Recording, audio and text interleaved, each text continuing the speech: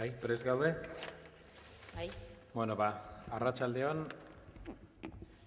3:11 direnean, hasteko prest gaude, pentsatzen dut zuek jadanik burua bete-bete eginde izango duzuela goizeko hainbat gairekin.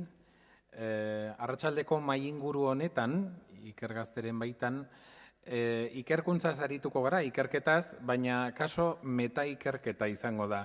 Nolabait mahai inguruaren gai nagusi hau da. Ikerketaren ikerketa, ikertzaile izatea zer den, ikertzaileen ibilbidea, bizitza ez bakarrik ikerketa bera, lana, aukerak, bokazioa eta abarrak aztertzeko asmoa dugu.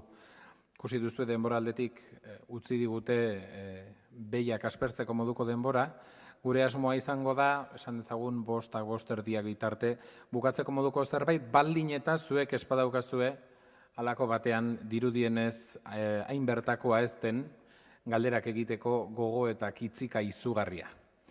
Bai? Horiek esan da, lehenbizi gaur mahai inguruan izango ditugun solaskideak aurkeztuko dizkizuet. Nire ondotik bertatik hasita, Amaia Zurutuza dugu, kimikaria da bera, Donostiako Kimika Fakultatean ikasitakoa. Erasmusen Eskoziara joan zen eta bertako unibertsitatean doktoretza egitera gelditu zen. Akademiatik enpresa pribaturako jauzia eman zuen ondoren eta farmazeutika batean egin zuen lan urte desentez. Guztira 12 urte eman zituen kanpoan. Handik itzuli eta Donostiako Grafenea Institutuko zuzendari zientifiko lanetan dabil orduz geroztik. Nolabait ere, egoki izango da ikusteko, bakoitzak ze ikerketa mundu, ze disiplina edo ze arlo akademiko, edo bai akademian, bai enpresan diharduen ikusteko. Bere ondoan, Iñaki Peña dugu, Iñaki Deustuko Unibertsitateko Ekonomia eta Enpresa Zientzien Fakultateko irakasle titularra da. Purdue Universityn doktoradutza eta master ikasketak burututakoa, Indianan alegia, Estatu Batuetan, eta orduko ikerketa gaia hain zuzen ere enpresa ekintzailetza. Iraganean, Orkestra Lehiakortasunerako Euskal Institutuan ekintzailetzako sailaren zuzendari izandakoa da, 2006-tik 2014, eta bada ere Euskal Autonomi Erkideko GEM, Global Entrepreneurship Monitor, proiektuko ikertaldeko zuzendari oia. 2006-tik 2014 ere jardun zuen zeregin honetan. Bere ondoan, 3. kasu honetan, Goizeder Barberena, ingeniari agronomoa dugu bera, Nafarroako Unibertsitate Publikoan ikasitakoa. Ikasle zelarik, bertan ikerkuntza lanetan hasi eta jarraian Bokun, Bienan, bere masterreko tesia zoru eta ingurumen arloen inguruan jorratu zuen. Handik bueltan, CNR-en, energia berriztagarrien inguruan diharduen zentru teknologikoan, dabil biomasa energiaren inguruan ikertzen, bai Europako batzordearen proiektuetan, bai enpresa pribatuen ikerketa garapen eta berrikuntza eskarei erantzuna emanez. Eta azkenik, ala osatzeko laukotea, Joserra Diez, bera biologoa dugu Leioan ikasitakoa eta UEUko kidea. Doktoretza bertan Leioan egin zuen, Arturo Elosegiren zuzendaritzapean ibai ekologiaren inguruan. Tesi doktorala amaitu eta freelance gisa 4 urtez aritu zen, hainbat udaletxe eta erakunderentzat ingurumen naturalaren diagnostikoak eta errestaurazio lanak burutzen. Handik espezie mehatxatuen eta babesgunen planifikaziorako enpresa semipubliko batera pasatu zen beste 3 urtez. 2006an, Euskal Herriko Unibertsitatera bueltatu zen, ibai ekologiako ikerketara irakasle gisa. Eta 2011az geroztik, Gasteizko irakasleen eskolako irakasle agregatua da. Han biologiaren hezkuntzari buruzko ikerketa lerroa martxan jarri du, hanka bat errekatik atera gabe, berakala adierazita. Gure lau solaskideak azalduta ikusiko zenuten argita garbi, bakoitza upel ezberdin bateko sagardoa dela inaundi batean, baina ikertzaileak dira lauak azken batean. Eta horregatik, lehenbiziko galdera bat, luzatuko diet denei, nolabait aukera emango diguna ere, aztertzeko zergatik diren ikertzaile. Baina hori baino lehen, iruditzen zitzaidan, ni moderatzaile jartzearen arrisku bat izan daiteke nire burua ere moderatu beharra, hein handi batean, Eta iruditzen zitzaidan testu inguru bat emateko, behintzat edo abia puntu ezberdin bat emateko ikerketa pixkat egin nuen, ikertzaileen inguruko blogak aztertzen. Ikertzaileen inguruko bizipenak eta azalpenak eta The Guardian egunkarian, beraien webunean bada, blog oso interesgarri bat, Kayleigh Dodd izeneko emakume batek idazten duena, eta irakurriko dizuet, sarrera gisa, gero ondoren zindagizuet hitz emango dizuela, hitza emango dizuedala eta galderak erantzuteko nahi besteko denbora izango duzuela, baina sarrera bat egiten zuen bitxi samarra. Inglesez dago izenburua, I'm a research scientist and that's why I drink. Ikertzailea naiz, zientzia ikertzailea naiz, eta horregatik edaten dut. Bai?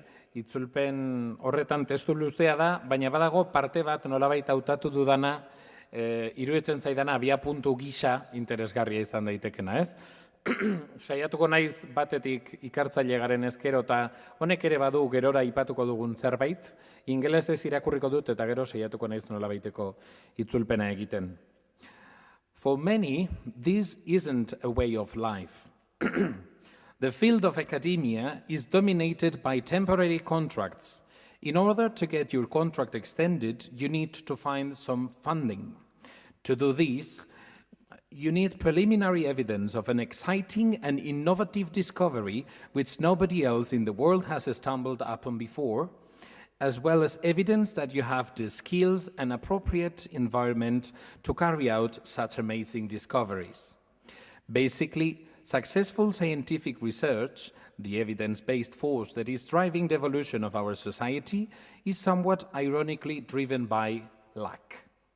Whether you discover something cool, and I use the word cool in its geekiest sense, or not, isn't down to how intelligent you are or how many hours you spend slaving away in the laboratory.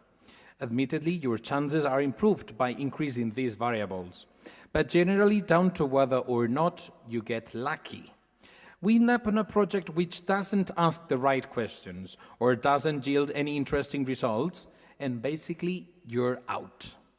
No publications equals no funding and no job, regardless of your skills, intelligence, or potential. Azaltzen duenez, esaten du askorentzat, ikertzailearena ez da bizimodua, ez da ogibidea. Akademiaren arloa mendean hartu dute behin-behineko edo aldi baterako kontratuek. Eta kontratua luzatzea nahi baldin baduzu, finantzazioa beharrezkoa da.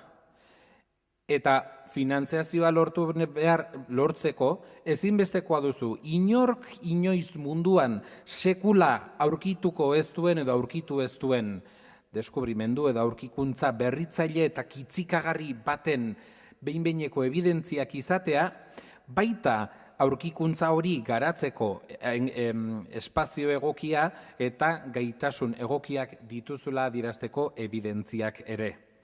Funtsean, ikerketaren arloa edota eraginkorra den ikerketaren arloa gaur egun gure gizartean, naiz eta evidentzien mailan oinarritzen den, esan daiteke modu ironiko batean sortearen arabera erabakitzen dela.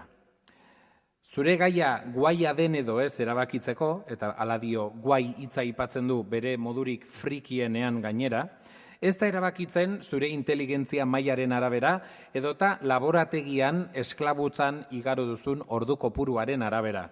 Naiz eta esaten duen ordu kopuru hori zenbat eta handiagoa izan probabilitatea handiagoa dela. Baizik eta erabakitzen da horren arrakasta eta guaitasuna sortearen arabera. Izan ere, sartzen baldin bazara galdera zuzenak egiten ez dituen proiektu batean edota emaitza interesgarriak aterako ez dituen proiektu batean, jokoz kanpo geldituko zara. Ez duzu argitalpenik egingo, eta argitalpenik gabe ez duzu diru laguntzarik edo finantzaziorik izango, eta beraz ez duzu lanik izango. Kontuan hartu gabe zein diren zure gaitasunak, inteligentzia edo potentziala. Ezkor iruditu gabe, baina zuek lauak, zergatik erabakizten duten ikertzaile izatea?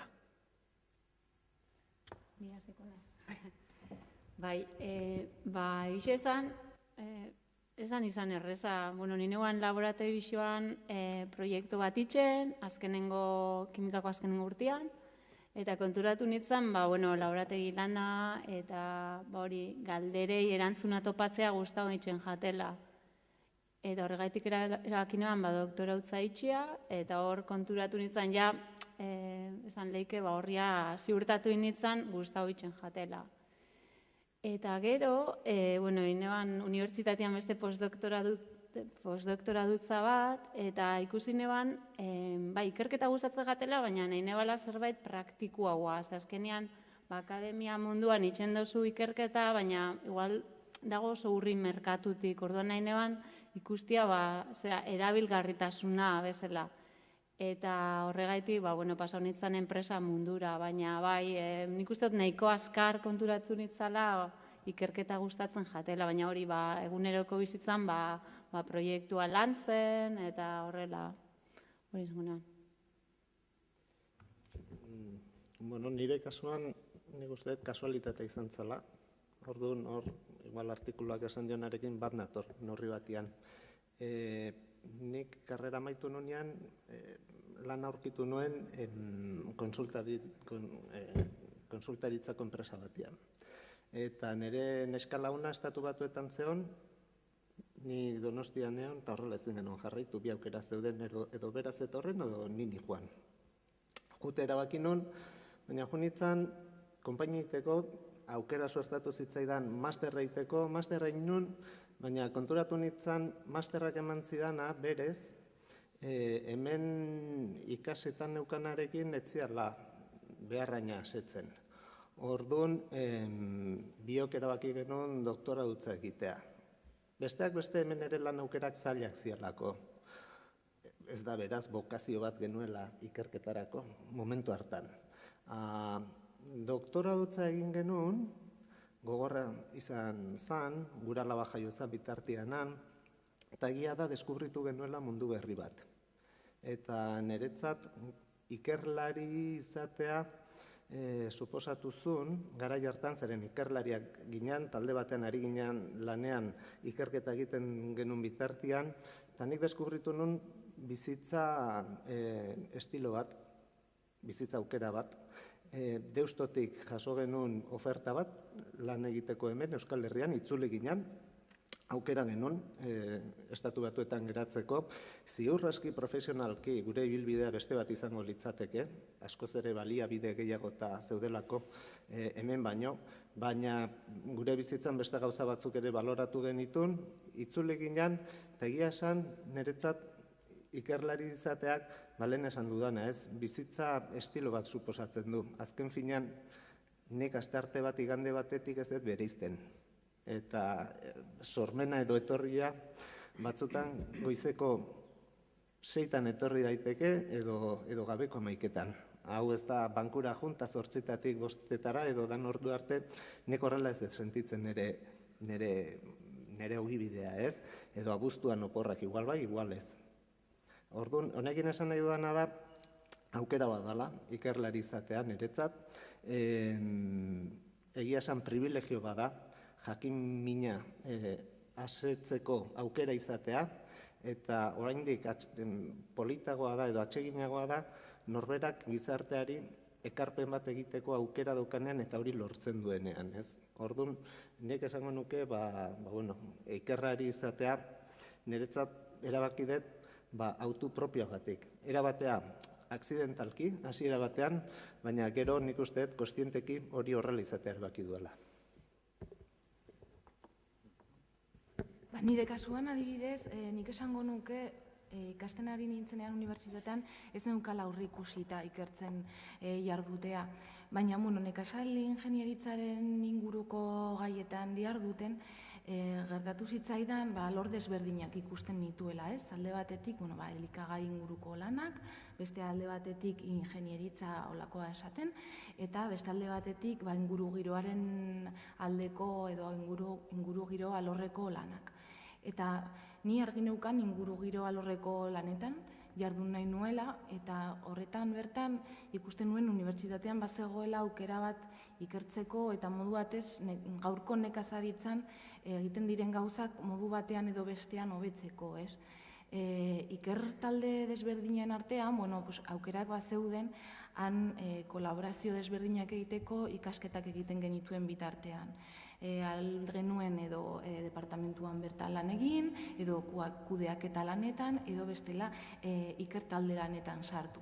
Eta orduan pentsatu nuen, saiatuko naiz, ikertalde batean lan egiten edo behintzat laguntza ematen hasiera batean, nola ikusten dudan gauzak hobetu aldiren ala ez.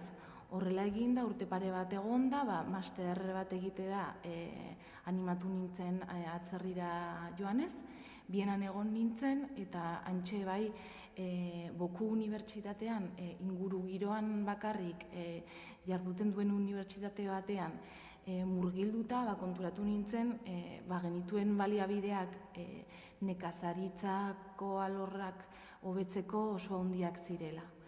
Hantxe egonda proiektua egin nuen, kriston lana, lantalde handiekin eta baita ere baliabide handiekin. Binean egonda, bueltan, izan nuen aukera, zer egiten dute, unibertsitatean jarraituko naiz beste ikertalde batean, edo beste moduko ikerkuntza bat gustatuko litzaidak, ez? Eta orduan, behin pentsatuta eta urte batzuetan unibertsitatean egon eta gero, hartu nuen erabakia izan zen zentru teknologiko batean lan egitea, ez? Honetan, alde batetik ikerkuntza egitean jarraitzen dugu oinarrizko ikerkuntza eta aplikatua baita ere, baina enpresekiko harremana ere askoz ere handiagoa delako. Honek ematen didan aukera da, ez bakarrik ikertzea jakinminagatik edo guk ikusten edo aurreratzen ditugun jakintzangatik, baina baita ere enpresei zer nolako erantzunak emateko nahiean. Alde batetik beraiek bideratuta edo beste aldetik ere gu ikerketak egin eta gero beraien gana jo eta nola hobetu ditzaketen bai beren zerbitzuak, produktuak edo bestelakoak. Orduan nik esango nuke, hasieratik unibertsitatean egonda ikusi nuela ikertzearena gustoko nuela, baina orain esan dezaket oso gustoko dudala ere enpresekiko harremana edo enpresei eman aldizkiegun jakintza guztiak edo lan guztiak ere oso garrantzitsuak direla. Arratsaldeon. Nik nire kasuan erabaki nuena lehenengo eta behin izan zen barne ikasle gisa sartzea laborategi batetan. Pentsatzen nuena zen 3. mailan biologian lizentziatura zen orduan, ez da, ikasgaia gaindituz ez nuela nahikorik ikasten. Orduan errekak beti izan ditute gustoko umetatik eta orduan erabaki izan nuen frogatzea suertea. Ote zegoen barne ikasle plaza bat atera zanean. Orduan ezin nintzen eta gogoratzen dut bigarren erabaki konstientea kontu honetan izan zen tesina egitea. Gradua mailako lana deitzen diegu gaur egun eta besteak beste 2 urte eta piko pasatu ostean, txiko para todo izan ostean, izan nuen etekin atera behar niola eginiko lanari. Orduan hilabete batzuk eman nituen eta amaitu nuen handik eta 6 hilabetetara gradua mailako lan ura. Eta orduan bai, deskubritu nuen mundu bat, zer zan, nez eta oinarrizko zientziaren alorrean, ez da, galderak planteatzea eta horretarako diseinu experimental bat egitea, asko eztabaidatzea, bibliografian konsultatu noski, eta proposamen bat egitea, ia suerte ote zegoen. Hor, zorian ikuste dute horrek baduela kantza handia, ez da, aurkeztu egiten duzunean, beka predoktoral baterako proposamena eta, kolatu ala ez. Nire kasuan Eusko Jaurlaritzak ezetza eman zidan eta Madrilek ostera baietza. Eta horrela hasi nintzen. Eta gerora, Iñakik esaten duena, ez? Hau, bizimodua da, ez da bizimodua batzuentzako, eta ni beti kontsideratu izan dut badala privilegio bat. Ibil izan naiz ere ikerketatik kanpo, eta izan dudanean bueltatu izan naiz. Ekarpenak gizarteari, norberaren ordutegiak eta inoiz ez ditu oso ondo markatuta, nik onartu egiten dut, edan egiten dut, asteburutan soilik, baina. Eta, hori da purtsu bat niri bilbidea, nahiko esango nuke erratikoa, baina batez ere, azkenean, saiatu ostean, uste dut, lortu egiteken kontu bat, nahiz eta beti ziurtasuna ez eduki. Zoria edo bekak edo proiektuak edo lantaldeak funtzionatzea ala ez, eta hori izango litzateke kontua. Bale, entzun dugu nola heldu diren lauak ikertzaile izatera, eta zuen aipuek eurek ematen digute bidea urrengo galderara bideratzeko. Hain zuzen ere, zuetako bik aipatu duzue privilegiotzat duzuela ikertzaile izatea, nolabait hasieratik ere izan duzuela interes berezi bat ikerketak gizartearengan, bai enpresengan, bai nekazaritzaren kasuan adibidez Goizederrek esaten zuen bezala, ze eragin izango zuen, ez? Egiazko mundu horretan akaso jarduteko.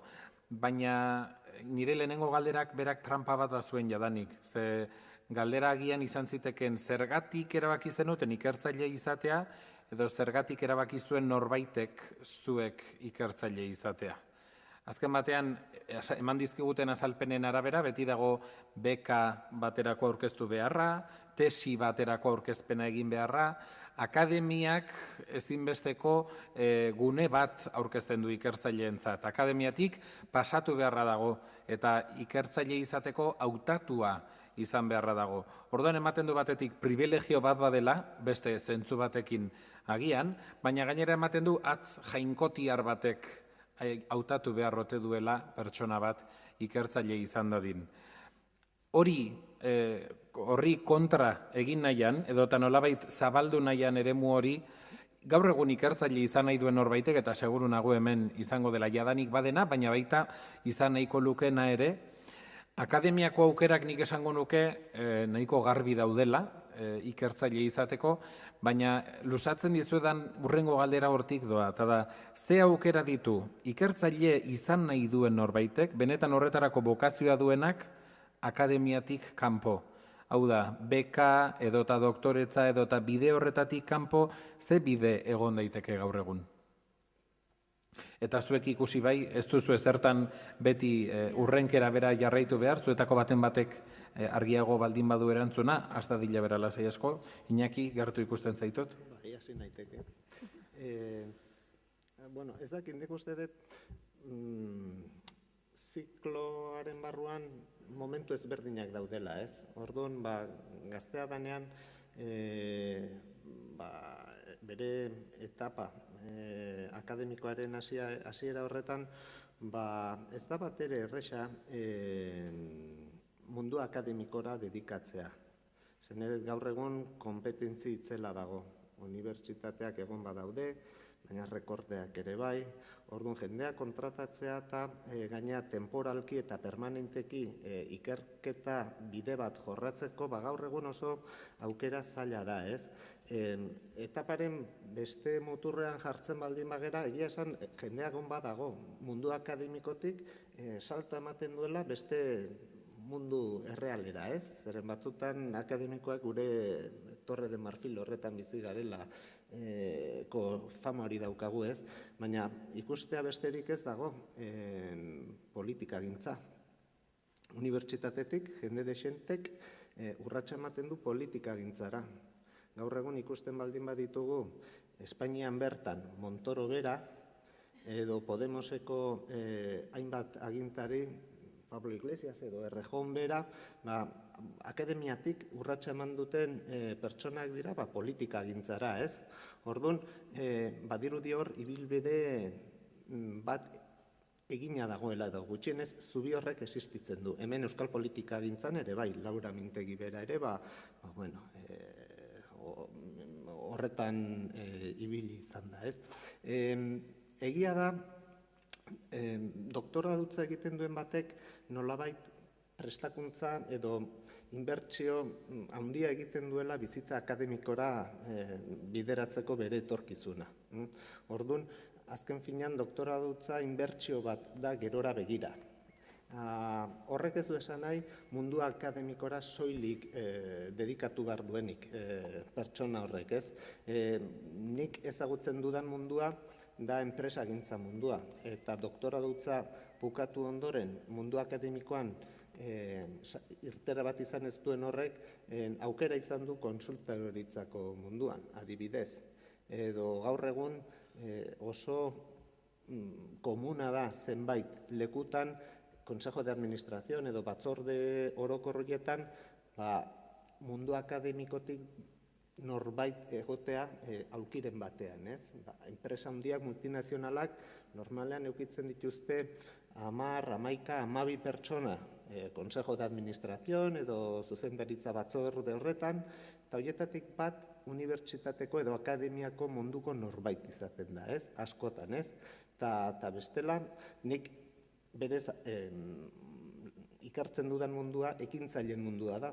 Eta nik ezagutzen ditut, hainbat pertsona mundu akademikoa utzi eta urratsa eman dutenak beraien enpresa propioa sortzea.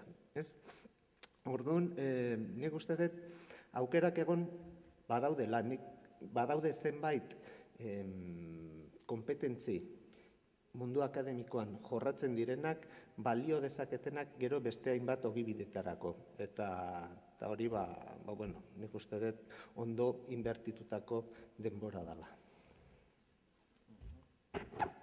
Bai, nik igual esango nean, berak esan da bena gutxi gara hori dana egizia da. Eta gero akademikoki plazak gero eta gutxi hau dare, hori azkenean gobernuan estrategia izan leike, eta hori, urtea baten bai bestian ez, eta hori, pixka gare horren menpe ez, gobernuek zera bakitzen daben, ikerketan inbertsioa itxia edo ez. Eta gero, doktorautza bukatuta, nik uste dut enpresa opzioa da, azkenean enpresetan ikerketa egiten da, beste batzutan asko, beste batzutan gutxiago, baina beti dago ikerketa edo garapena egin behar da, orduan hori opzio bat izan leike, eta bentsat enpresetan ez daukazu adibidez plaza limitagoak edo beti aukera gehiago dare. Herrialdean arabera oso ezberdina da, adibidez Alemanian edo Britainia Handian, nik uste dut aukera gehiago dare enpresetan ikerketa egiteko, eta jende askok doktorautza bukatu eta ja enpresa mundura pasatzen da. Beste gauza asko behitzen duzu enpresa munduan, baina ikerketa parte oso garrantzitsu bat izan leike. Gero bebai, doktorautza bukatuta gero nik ezautzen du jendia, askoi ez jakoen guztau laboratorikon lana, eta adibidez, zientzilari idazleak bilakatu ziren, Royal Society of Chemistry edo lako asoziazioetan. Eta bebai, adibidez, patente abokatua hori izateko zientzilaria izan behar za, eta doktorautza eukitzea balora huitzen da arlo horretan bebai. Eta gero zentro teknologikotan, horrela igual plazak ez dian limitauak, igual gaur egun bai, krisia gaitxik, baina krisia ez dagoenean, jende asko hartu dabe, eta hori opzio bat izan leike. Azkenean mundu akademikoa da, hori unibertsitate munduan, eta hor bai die plazak nahiko limitauak. Ni amaiarekin bat nator, pentsatu behar dugula ere, mundu akademikotik kanpo enpresak eskaintzen dizkigun aukerak oso handiak direla. Egia da, krisi garai honetan, agian murriztu egin direla aukerak, baina badaude enpresa handiak beren ikerketa talde edo departamentu propioak dituztenak. Eta horietan lan egitea ere parte garrantzitsu bat izan daiteke doktoretza egin eta gero hor zure lanekin jarraitzeko. Adibidez, energia munduan eta energia berriztagarrien munduan, nik esan dezaket igual, pixkat mundu nahiko ez dela mundu zaharra baizik, eta azten ari garela, ez? Orduan badaude enpresa oso handiak ikerketa talde handirekin zeinek produktu berriak atera nahi dituzten, edo agian ez horren berriak baizik eta ekoizpen kostuak jeisteko, material berriak frogatu eta bar. Eta gero honekin bat arituko nuke zentru teknologikoen papera ere garrantzitsua izan daitekela, ez? Alde batetik zentru teknologikoek, egin aldugu gure ikerketak proiektu desberdinekin, baina bestalde ere bagara enpresa handientzako baliabide bat. Enpresa handiek askotan, ikerketa talde bat izan aldute, baina ez dituzte baliabide guztiak, ez dituzte laborategi guztiak, planta piloto behar direnak saiakerak egiteko, eta hor badago aukera bat doktoretza egin eta gero zure ikerlari lanarekin jarraitzeko, eta hor bazaude bi munduren artean, ez? Nik esango nuke igual akademia eta industriaren artean eduki alduzu pixkat lotura birekin. Ni biologo nazen heinean, hor bai ezagutu egiten dugu arlo handi bat akademiatik kanpo ikerketaren alorrean, ez da? Eta, nik ezagutzen ditut ornitologo asko, entomologo asko, eta akaso ez direla biologoak ez da ere, eta argitaratu egiten dutela. Gehien bat izaten dira inventarioak edo olako kontuak ez. Hori batetik, hori ezagutu egiten dugu. Beste kontu bada, akademiatik ateratako biologoak esate baterako enpresa pribatuetara pasatzen direnean askotan, eta ni hori tokatu egin zait, pasatu egiten gara izatera aldagai biologikoen jarraitzaileak, orduan datu bilketa izugarri handia egiten da, inkluso identifikazio, espezimen biologikoen identifikazioak eta bar, baina ez dira estimatzen olako karpenak, argitaratzea. Astirik ez da egoten, hori ez da saritu, sekula, eta orduan norberak bere kasa egiten du. Eta hori bai, nik ezagutu dudanagatik, ere universitatetik kanpo, bada, doktoradutza normalean estimatu egiten da gero praktikan. Bereganatutako kompetentziak, eta, azkenean datu bilketak egiteko, datu tratamentoak egiteko, aurkezpenak egiteko, erredaktatzeko, danalakoa, printzipioz estima honean ez da ukitzen, akademiatik datorren batentzako, baina gero estimatu egiten da, holako baliabideak eskaintzen duen pertsona.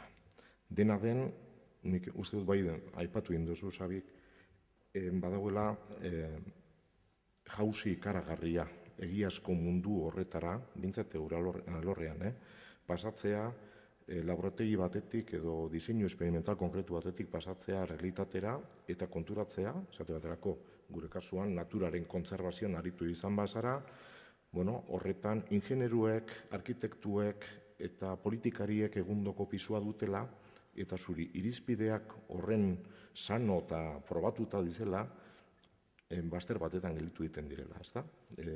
Baloren eskala eta interes ekonomikoen araberakoak, esaten direla eta normalean menpean gelditu egiten dira. Saiatu nahiz laburbiltzen eman dizkizueten aukera guztiak, eman dizkiguten, akaso ni ere gaur egungo zereginaren ondoren bueltatuko naiz ikerkuntza arlora, enpresa propioa sortzea aipatu zaigu, politika gintzaren arloa, Gramsciren intelektual organikoak izan litezkenak akademiatik elikatzen ote diren, enpresetan ikerkuntza gehi garapen arloa egiten delako, patenteetan abokatuak aipatzen zituen Amaiak, zientzialari idazleak, zentro teknologikoak, aukerak egon badaude, baina salto egiten denean, orduan maila horretara, zuzen ere Joserrak nolabait iradokitzen zigunez, laborategiko txoko goxo horretan edo nolabaiteko irizpide jakin batzuek gero errealitatera salto eta nola aldaketa izan dezaketen, horretara bideratu nahi dut, hain zuzen ere hirugarren galdera, ez? Behin enpresara salto egindakoan ikerkuntza nola, badakita ditza oso arraroa dela, baina hala erabiltzen da, nola jartzen den balioan, nola ematen zaion garrantzia, nola justifikatzen da gaur egungo eremu industrialean, enpresa munduan ikerketa beharrezkoa dela. Ez bakarrik, kasu batzuetan oso argi dago, Goizederrek aipatzen zuen kostuak murrizteko, moduak hobetzeko, baina badago ikerketa bat, nolabaiteko arriskua ere badaukana. Eta hemen gogora ekarri nahi nuen, Marston Batesek esaten zuen esaldi bat, berak esaten zuen ikerketa egitea dela, kaleetan barrena abiatzea, deskubritzeko irteerarik duten ala ez. Nola esplikatzen zaio enpresa munduan kapitalaren errentagarritasuna inbeste zaindu behar duen patronalari demagun edo halakoari zein den enpresa pribatuetan ikerketaren balioa eta kostua edo nola kalkulatzen den. Labait eta zehazki finkatzeko kasu honetan horixe duzue galdera. Nola azaltzen da enpresa pribatuan ikerketaren balioa eta kostua? Bueno, ez da erreza uste dut. Nik beti zentzazio eukidot, hori enpresa munduan 6 urte lehenengo enpresa farmazeutiko baten eta oin grafenea barruan, beti zientzilariok saiatzen ga ikerketa saltzen, ez? Ikerketa inbia dela eta ze garrantzitsua dan, baina karo azkenian oso kostea handixa dauka eta ikerketaren arabera adibidez oso fundamentala bada, hori enpresak ez da ikusiko 10-20 urteetan. Orduan, nik uste dut espero dela, igual akademi munduan, igual ikerketa pixka fundamental hau itxia, eta ja pixka garatu hau dagonean, enpresak hartzia. Baina, oso importantia da enpresa barruan ikerketa itxia, beti ni bentsat hori bilinai saltzen zuzendaritzai, eta azkenian, espero dozu zuzendaritzak eukitzia begiona edo hori ondo ulertzia eta ikerketa itxen jarraitzia. Azkenian, enpresa asko, ejemplo asko da, adibidez, Philips, anunzio zeban, abenduan bukaeran, bere material berrien ikerketa hori iztia. Eta hori etorri zen, zuzendaritzatik, ez dakit begiratu zeben numeruak, eta erabaki zeben ikerketa esala garrantzitsua. Hombre, adibidez, erabaki hori gaur hartzen dozu, 2015, baina ez da ikusiko 2020 arte, igual beste kompetentzia batzuk sortuko die, eta igual enpresia geizki doia, baina, nire ustez desizio txarrak beti hartzen die, eta, enpresa barruan saiatzen gabeti saltzen positibo bezala, ez, ikerketa, eta azkenean ejemplo asko dare nola enpresak ikerketan diru asko gaztau da benak, eta arrakasta handixe euki da benak merkatuan. Orduan, nik uste dut hori saldu, baina beti egon bizal salmenta horre parte hori itxen. Nola egiten duzue besteek edo ze esperientzia duzue arlo honetan? Bueno, nik bi esperientzi mota dauzkat, bat akademikoa. Eta akademikoan neurri handi batean paperrak baloratzen dizkigute. Paperrak dira artikuluak, argitapenak eta punto. Promozioa dana-daneako paperrak eta paperrak. Egia esan gaur egun daude milioika artikulo, baina gizarteko problemak hor jarraitzeute. Eta problema asko baina aspalditik. Baina paperrak egiten jarritu behar dugu, promozioa lortu nahi baldin badeu. Orduan, paperitis hori hor dago. Eta hortik zaila da urruntzea, hori batetik. Beste esperientzia da, nik karreran nengonean, lizentziatura zen orduan, Durangoko kide bat neukan, eta handik 20 urtetara berriro elkartopo egin genuen, eta galdetu zian zertan naizea, eta ekintzailetako kontutan, eta ekintzailek kontutan, baina zuk zer dakizu horri buruz, galdetu zian, eta karo, nik nire paperrak baina hortik aparte nik ez dut enpresak sortu, ez dut inbertitu ere, enpresa zeatan, eta berak inbertitzezun. Enpresa txikitan berak dirua jartzezun, eta tú tienes que invertir, esatezian. Pero si no tengo dinero, yo no... Eta gehien egin dudena izan da crowdfunding batean, hori nire sosa eman, eta punto, baina hortik enpresa berri batean, gaina nik gustoko dituen enpresa, berriak hor dirua jartzea, hori ja nahi gehiagi eskatzea da. Baina, alde batetik, nire lekua jarri nindun, zeren, errealitatetik benetan gertu egon nahi baldin badet, horri eutxi behar diot, ez? Eta provokazio bat bezala sentitu nun. Orduan gehoztik, egia da, bai enpresa sortzaileekin, bai inbertsoreekin, lurreko lana egin izan dudala. Sare bat sortu genuen, inbertsore taldetxo bat, hain zuzen Euskal enpresa berrietan inbertitu izateko. Enpresa hauek beraien ibilbidea egin dezaten, ez? Business angelen figura batzuk agian entzuna izango dezute. Business angelak dira partikularrak, diruaz aparte, beraien ezagutza, esperientzia eta beraien kontaktuak enpresan injektatzen dutenak. Eta horren ordainetan, enpresaren zatitxo bat lortzen dute, ez? Karo, business angelak hemen berez egongo zian, baina auskalo nola, ez? Gu saiatu ginen sare bat sortzen eta gaina sare aktibo bat.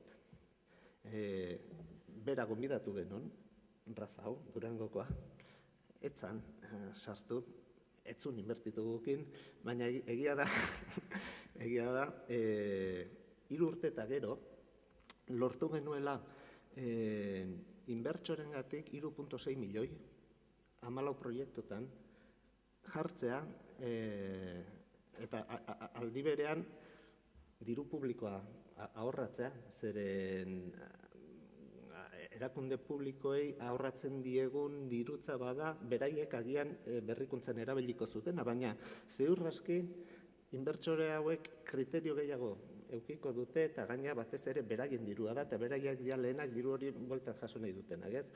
Orduan, niretzat esperientzia hau bizitzea eta azkenean ikustea zuk garai baten aldarrikatzen zenun ura, zure ikerketak horrela, behar hori detektatzen zuelako zure eremu honetan, gero gizarteari begira ekarpen bat egin diola, ez? Orduan, nik hor deskubritu nun, niretzat emaitza horiek lortzea paperon bat bezain gratifikanteagoa edo gehiago izan zitekela. Baina dena dela, utzi da zuri zehazkineki, galdera pixka bat sakontzen, iruditzen zaidalako nolabait ikerketaren balioa da azpimarratu nahiko nukena, eta ematen duzun azalpenaren arabera, demagun ematen du inbertsoreak konbentzitzeko erabiltzen itzakela ikerketarik edo ekintzailetzarik ez duen enpresa bat martxan jartzeko erabiltzen itzaken ezaugarri berdinak. Demagun, enpresa bat martxan jarri nahi duzula, eta honako errentagarritasuna izango du, honako emaitzak emango dizkizu, edo galdera horregatik esaten zut zehaztu egingo dizuela. Ekintzailetza nabarmen zegoen kasu horietan, hau da, ez ezaguna izan ziteken emaitza batekiko, edo eta gauza berrikuntza puntu nabarmen bat zeukan enpresa ekimen bat zenean, ikerketa garrantzitsua dela, beharrezkoa dela, nola justifikatzen da, edo badago, edo ez dago, edo...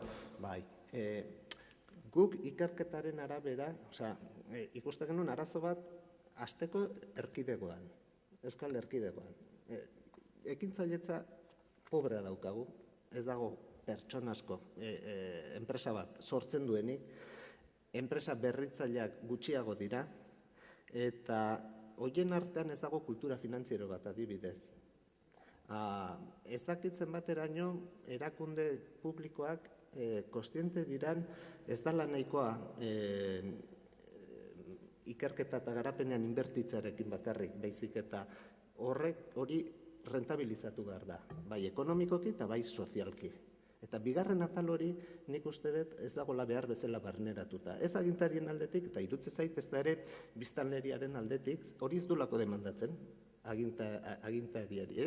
Orduan hori guk ikerketan denbora daramagu. Esaten, ez deguna da, edo ez genuna zan urrats erreal bat eta nabarmen bat eman nolabait gizartean islaga bat edukiko zukena, ez? Horregatik animatu ginen, osatu dezagun saretxo hau. Eta guazen ekarpen bat gizarte honi egitea. Eta aldi berean mezu bat bidaltzea erakundeari honek pena berezi duela.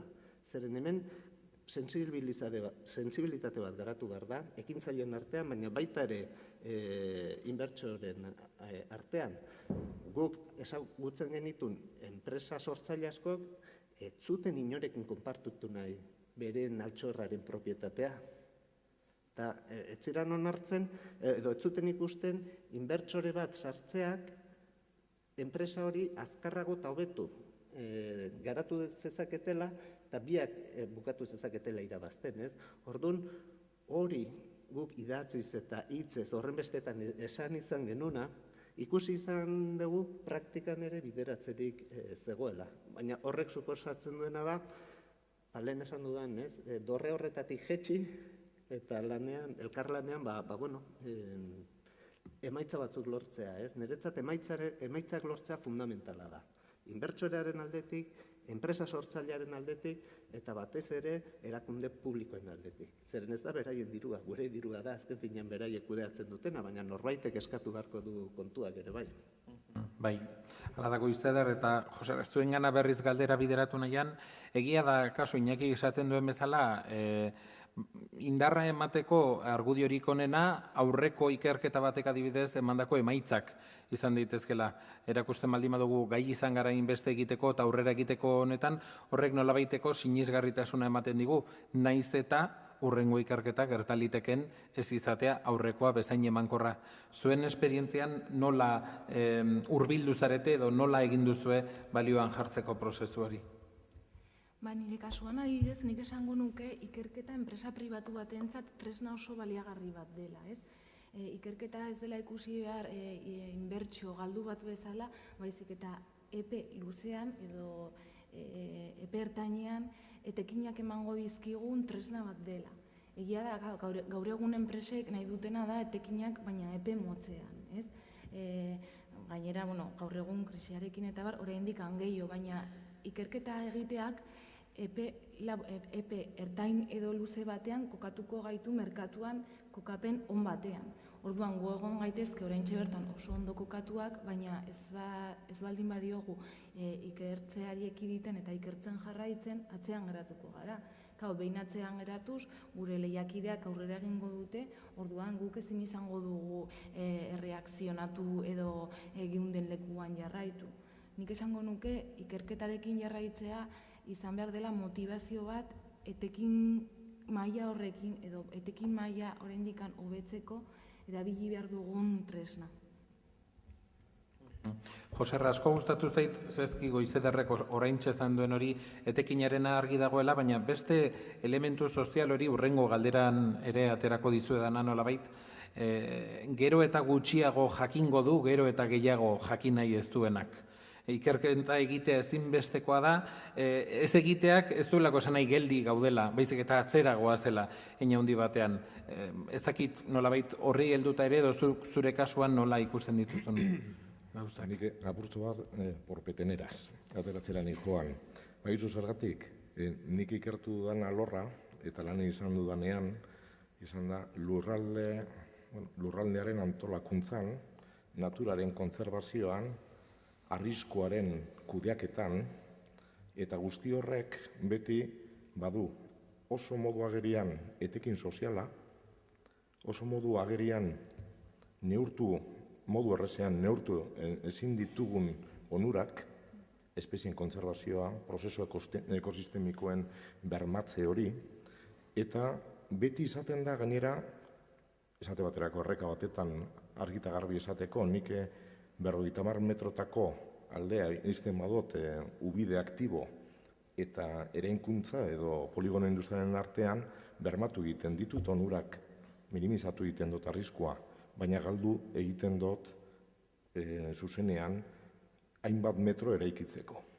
Eta orduan, nik ez dakit, nik oso legoan, ez dakatu inolako kulturarik enpresen sorkuntzan edo irabazi ekonomikoetan eta galduta nago mundu horretan. Ni ez da, biologo debota naiz eta humiltasun osoz ikusten dut hori nahiko urrun, ez da? Baina da, etekin soziala bai dagoela, modu nabarian, ez da izan baldio dezaken arrano baltza berriro edukitzea Euskadiko edo dinot Bizkai eta Gipuzkoako mendietan, dirutan zemadan, baina asko izan daiteke. Edo bestelako prozesuak, ez? Orduan, dinot, porpeteneraz ez dakidalako erantzuten. Kostua eta balioa eta esaten zenuen eta barez, nik saiakerak egin nituen, enpresa semipubliko batetan nengoenean, ikerketa proiektuak eta bultzatzeko, geneuzkan datuetatik eta hurbilpenetatik eta bar, eta nire jefeak beti esaten zidan gauza bera. Ez, lehenengo eta behin zure lehendabiziko ondorio izango dalako ikerketa gehiago nahi duzulako egin. Eta bigarrena, ikerketa galdera berriak bururatu zaizkizula oso interesgarriak. Beraz, egizu lana eta jarraitu dezagun gure kontratuak eta betetzen.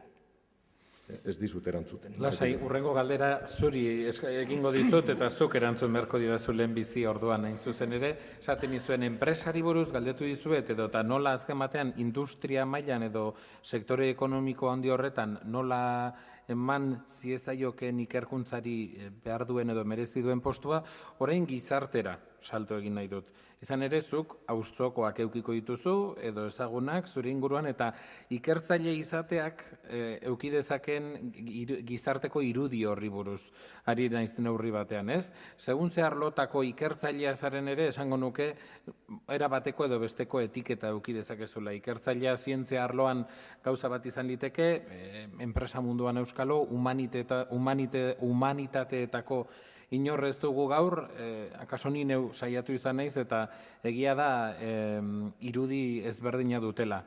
Izan ere, ikertzaileari gizartean nolabait lotzen zaizkion hitzak baitira patentea, prototipoa, errentagarritasuna, etekina.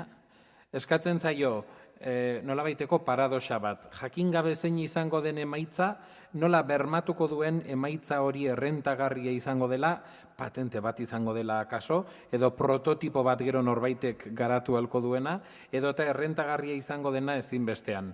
Lehenago Goizederrek aipatzen zuen hori izan liteke urrengo galderari erantzuteko adibide bat. Hau da, ikerkuntza ezinbestekoa da ezagoelako geldi egoterik gaur egungo gizartean. Eta hortik luzatzen dizut galdera. Ze beste parametro balia liteke gaur egun edo zabaldu beharko litzateke gizartean, bai? Azken batean ikerkuntzak beste pisu bat izan dezan.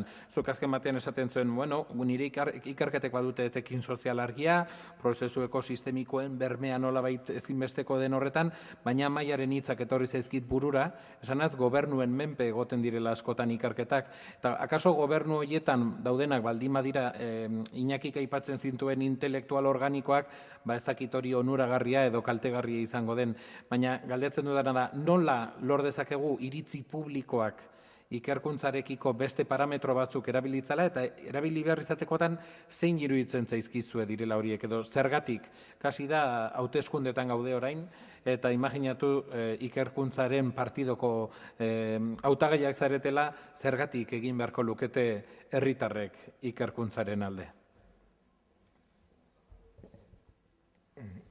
Nik erantzungo nuke esan ez, kompetentzia zientifikoak baliatu egiten duela gizarte bat objektiboagoa, demokratikoagoa, eta holako gauzak esaten dugunean, ez da? Azkenean, jakintzak ekartzen duena da objektibotasuna, eta erabakiak hartzerakoan, bintzet hori, ekuanimitate hori, ez?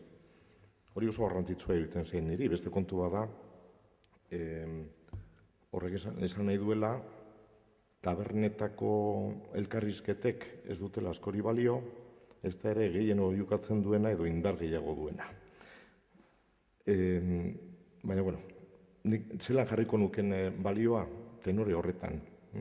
Esan ez, kompetentzia zientifikoa da sustatu inberko duguna eta badagoela paralelismo bat edo korrelazio zuzena horren artean, ez? Alik eta kompetentzia zientifiko edo kultura zientifiko gehiago egon, gizarte batetan, ongi izate kolektibo, naturariko errespetua eta, esate baterako lehen esaten nuena, arrisku kudeaketan eta bar, eraginkortasuna handiago dago. Ezagutzak hori ematen duelako. Ados, zuen kasuan, ze iruditzen zaizue, kaso, zakita maiazu patenten mundutik gertuago ote zauden, ze iruditzen zaizu, ze beste parametro erabil daitezke, edo erabili izan dituzu, edo entzun dituzu ikerkuntzaren edo ikertzaile baten bide horretan? Ez dakit, bai, baina hori da igual pixkat kurrikuluna baloratzea, ez? Baina azkenean ikerketa sozietatea edo gizartea izaltzeko, azkenean adibidea begiratu, ez? Gaur egun nungaren daukogun dana ikerketa esker da, interneta, gure bizitza beluziagoa da, kalitatea askoz gehiago betu da, gaixotasunak, danerako topau dugu soluzio bat. Orduan horre gizartean dako oso garrantzitsua da ikerketan. Gero, pertsona bezala edo zientzilari moduan nola baloratu, bai, enpresa munduan patenteak asko baloratzen die. Gero, behin sartuta patente mundu horretan konturatzen za patente asko, ez da bela balio ezebe, baina, azkenian marketing erabat bada enpresa baten dako. Eta orduan, inimbiozu, publikazioa bezala mundu akademikoan, enpresetan patentienak. Gero beba igual, proiektuak lortzia, Europa mailan, horre prestigioa ematen dutza zentzilari bati, baina bebai da asko, igual hasierako artikulo horretara goiaz, ez? Beti, zu baloratzeko, egon biasa tema puntero baten, edo hot topic esaten dana, horrek lagundu itxen dutzu pilo bat, ez da berdina itxia ikerketa gauza bat 50 urte daukan gauza baten edo 10 urte. Orduan, horbe azkenean, segun zu zela nahi dozun zure bundua saltzia, olako gai batera mugitzen basa, horrek belagundu itxen dutzu. Eta hori da, realitatea pixka. Iñaki? Oso galdera zaila da, eta netzak gehiago gaindik. Ni politikaz gutxi, eta gainera saltzeko are gutxio. Baina, saiatuko naiz erantzuten. Neri irutze zait alde batetik interes ezberdinak daudela. Pertsonalak, enpresarenak, erakunde publikoenak, azken finean erakunde publikoek erabakitzen dute zenbat barneko produktu, PIB, erderaz, euskeraz, nola litzateke? PIB, baina euskeraz da, barne produktu gordinaren portzentai bat horretara junbar da, eta hemen Euskal Herrian nik uste dut, Europa mailan ikusita, nahiko portzentai altua daukagula, bi gainetik. Horrek esan nahi du gure dirutzaren zati bat, hain zuzen berrikuntzarako eta garapenarako doala, ez? Egia esan enpresak patentatzen dute, eta ere gehiago. Segun eta gehiago patentatzen baldin badezu, ziur aski diru publiko gehiago ukiko dezu. Merito handiagoa. Beste gauza bada gero patente horiek zertarako erabiltzen diren. Zeren egia da, ekarpenak badauzkagu, interneta eta guzti hori, baina zenbat diru inbertitu da berrikuntzan planeta honetan azkeneko 20 urtetan. Eta zen izan da gizarteari egintzaion ekarpena. Hor nik uste debate polita dagoela politikontzat. Ordu nik uste pixkat exigenteak itzen behar gehala, guzti honekin, egia da, Euskal Herriak inbertitzen du, baina zein da horren emaitza, gero, esan nahi dut, inbertitzen da guzti hori, dirutza guzti hori, gero, merkatura zenbat iristen da. Ez da patentea, zenen patente horrek azken finean produktu bat dauka atzean, eta produktu hori saldo egin behar da, eta saltzeko norbaitek erosi behar du. Eta erosten denean, egia da, zerga zati bat, estatura dijoa, eta horrek konpentsatu dezake inbertitu dana, baina zuk aipatzen zenun lehengo kostoa eta balioa, nik uste dut hori ariketa polita dala, oindikan egiteke dagoena, zenbat jarri dugu hiritarrok berrikuntzarako, eta gero zein da bitartekari horiek egin duten ekarpena, zenbat rentabilizatu da inbertitu da horri. Eta ez da bakarrik, ni ados nago Joserrak esan duenarekin, ez da bakarrik termino ekonomikoetan, baizik eta zein da balore soziala, zeren azken finean berrikuntza zertarako dira arazo batzuk konpontzeko, eta ze arazo partikularrak enpresarenak edo gizartearenak, zeren ez da berdin ikertzea bombak egiteko edo medizinak egiteko, Orduan, nik uste dut oso debate irikia izan daitekela, baina irutze zait exigenteagoak, eta berriro diot, nik uste dut gure indikadoreak Euskal Herrian onak direla inbertsio mailan, emaitzetan ordean nik uste dut kritikoagoa naizela. Ez dut uste horren besteko gaitasunik daukagunik gure ideiak gero balore ekonomiko eta giza balore batean eraldatzeko, Eta hor erronka handia nik uste daukatela besteak nintariek. Eta, ni pixkatia esan dugu guztia borobiltzeko, pentsatzen dut ere kontutan hartu behar dela ez bakarrik ikertzaile batek edo ikertzaile talde batek egindako lanak patente, artikulu eta barren inguruan, baizik eta badagoela ere beste modu bat neurtzeko eta da ikertzaile horiek behin enpresatan egonda ematen duten gure industriari ematen dioten balioa eta gizartea eta industria gizarteari, ekonomiari ematen dioten elikadura ere, ez? Bai, oraindikan lanean dabiltzan enpresatan, enpresa handietan, eta baita ere orain hasten ari diren enpresa txikietan. Bintzat, hauek izan daitezkelako ikerketa eta jakintza maila gehien behar dutenak azkarazteko eta merkatuan kokapen on bat izateko epe laburrean. Eta bai hori zaila dela neurtzea, azkenean aurrerakuntza teknologikoak patenteen bidez edo jakintza artikuluen bidez eta baina ere hori enpresetan lanean dabiltzen jende kopurua, enpresak ikerlariak izatea hor lanean eta hasten ari diren enpresek ere. Azkenengo puntua esateko, Euskal Herrixan hori inbertitu dela ikerketan, eta berze maitz daren, adibidez, grafenean adibidea, nik uste dut Eusko Jaurlaritzak ez bazeban inbertitu, adibidez, CIC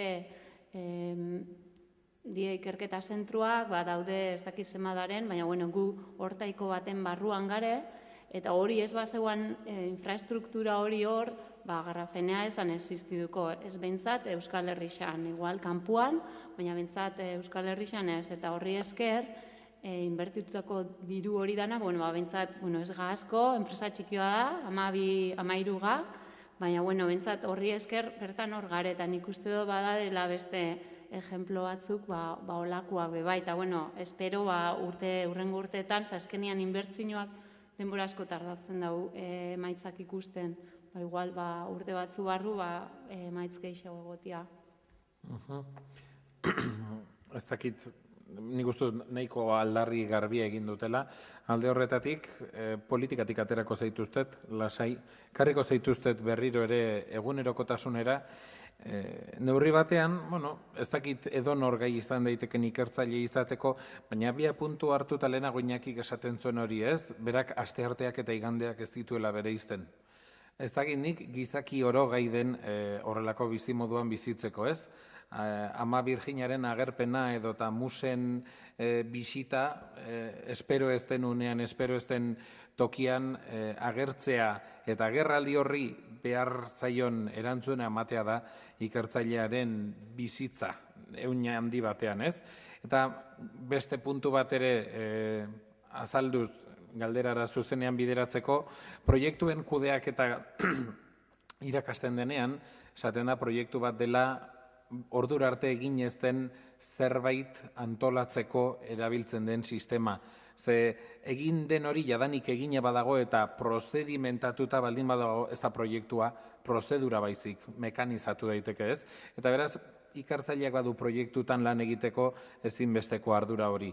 Alde horretatik, Carlos Bustamante biologoaren arabera, ikertzaile izatea da norberaren kompetentzia eta inkompetentziaren arteko mugan ibiltzea. Beti kompetente sentitzen dena, ez omen da guztiz ikertzaile ona.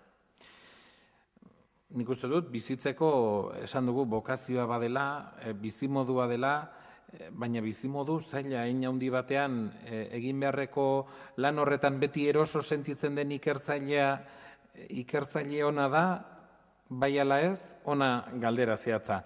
Bizitza osorako lanbidea izan daiteke ikertzailearena, eta euneko lanbidea da, ala irakaskuntza, kudeaketa edo beste arlo batzuekin osatu beharrekoa. Ikusten duzu orain berriro ere lurrera jausten gara berriz, lurrera gatoz, eta ikertzaile bizitzak eskatzen duen erritmo hori jasangarria da. Nik erantzun dezaket, aludituta sentitu naiz. Nik uste hori norberaren arabera dala. Batek bere lana pasioarekin sentitzen badu, nik uste jasangarria dala. Nik momentu honetan esate baiazu, nik 80 urtetan oindikan gai naizela horrela jarraitzeko albade jarraitukoet. Eta egia esan, goatzen dut anekdota bat, doktora utza egiten nahi nintzen, hain zuzen, orduan nahiko azterketa gogorrak eta ukitzen genitun, eta askotan prestatzeko bakarrik baino taldeka lan egiten genuen, leku ezberdinetako ikaslea ginen, txinatarrak elkartu, eta denak konspiratzen genuen erabate irakaslearen kontra, ez? Elkarrekin estudiatzen genuen, eta igande goiz batean gatu ginen goiz hori, 7:30 igande goiz batean junginan liburutegira, gizon bat topatu genuen igogailuan. Gizon bat, bere 70, 80 urtetan, ni pentsatzen, hau departamentuan igande batian adin honekin ordu hauetan zehai da. Eta orduan, noski, gaztetxoagoan nintzen, eta ez nun ulertzen, ez? Baina gaur egun galdera berdina egiten dion nire buruari, eta munduko zentzu guztia ikusten diot. Orduan, ni bai eraldatu nahuela. Eta orduan, 100 edo 100. Nik, igual, ojala, adin hortan pasio berarekin sentituko banu hori, ez? Orduan, niretzat lehen hasieran esan duen bezala, bizitza aukera bada, ez? Orduan, hori atxegin baldin badezu, nik uste emangarria dela. Ez badezu horrela sentitzen, nik uste gogor xamarra dela. Zeren gaur egun, batez ere sistema publikoan, unibertsitate guztiak ez dira publikoak ez, baina dagon presioarekin, dagon kompetentziarekin, promoziorako, dagon murriztapen guztiarekin, dauden klan guztiarekin, horrekin 24 ordu egunero bizitzea, egun bat eta bestea, ba ez da erresa. Ez badezu aktitude positibo bat, ez? Eta ez badezu hori pixka bat transgreditzen, ez? Orduan, nire lehenengo erantzuna hori izango litzateke. Hala da, lehenago irakurri dizuedan blog horretan, bazegoen beste pasarte bat, familiari buruz hitz egiten zuena, ikertzailearen familia. Hemen oraingoz norbanako gisa ari gara, baina bizitzaren lan uztarketari dagokionez, aipu oso interesgarriak egiten ditu ikertzaileak. Nik parentesi bat nahi detor. Karo, nik dakat suertea nire bikoteak doktora utzare egin zuela. Eta gaina presio berdinean, ez? Eta nik asko zor diot, ez bikatzeari bakarri, baizik gure seme alabei. Ulertu gaituztelako eta igandean lan egiten utzi digutelako, besteak beste. Orduan, ni zentzu hortan privilegiatua sentitzen naiz, baina ulertu dezaket ere, beste bikote batek, ja biali nindula aspaldi hortik. Eta arrazoi guztiakin. Goizeder, zu zoriontzu bizizara eta luzaroan ikertzaile jarraitzeko gogo biziz. Bai, zoriontsu eta espero dezagun horrela jarraitzea. Bai, zen ikuste dut gainera berikertzaile izatea eta epe luzean izatea jarraitu nahi izana, ere norberaren pertsonalitatearekin bat datorrela, ez?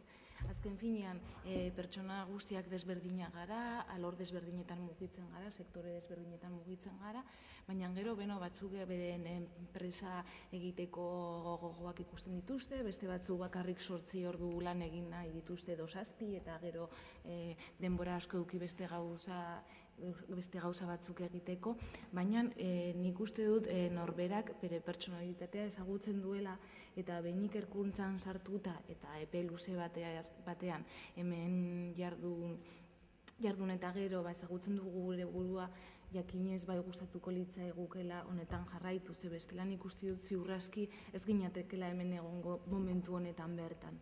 Nik uste dut hori gutxi gora bera norbait ikertzen hasten denean ezakit, ez nuke esango hasiera, baina 2 urtetan konturatzen dela pozik eta zoriontsu baldin badago egiten duen lanarekin eta betetzen badu norberaren nahiak edo ez. Joserra, kasu horretan egia da burura etortzen zait simil bat edo metafora bat, konparazio bat ikertzaileen eta musikarien artean. Musikariek diskak atera behar dituzte aldian, eta diska horrek bere emaitza lortu behar du, bere errentagarritasuna izan behar du, eta batzuek diska batekin sekulako arrakasta lortzen dute, platinozko diska ateratzen dute, baina hurrengoan bere zulora joaten dira, eta musikari handiko 20 urtera aterako dute orduko ikerketaren rebaibala.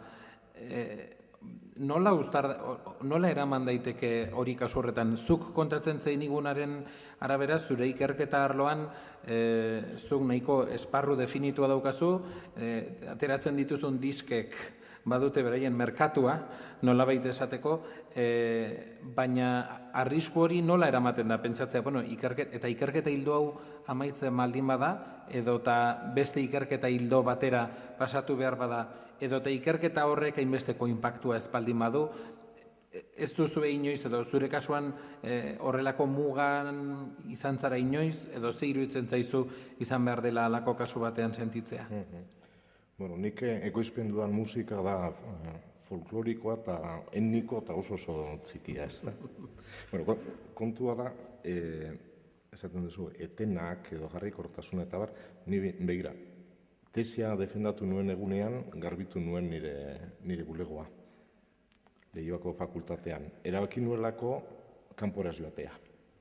Eta horrek hitz egiten zuen, kolpez, 5 urteko tesia, bueno, nahiko anfibio izan zen, ni 4 urte eman nituelako erreka bat eta sartuta, ezta.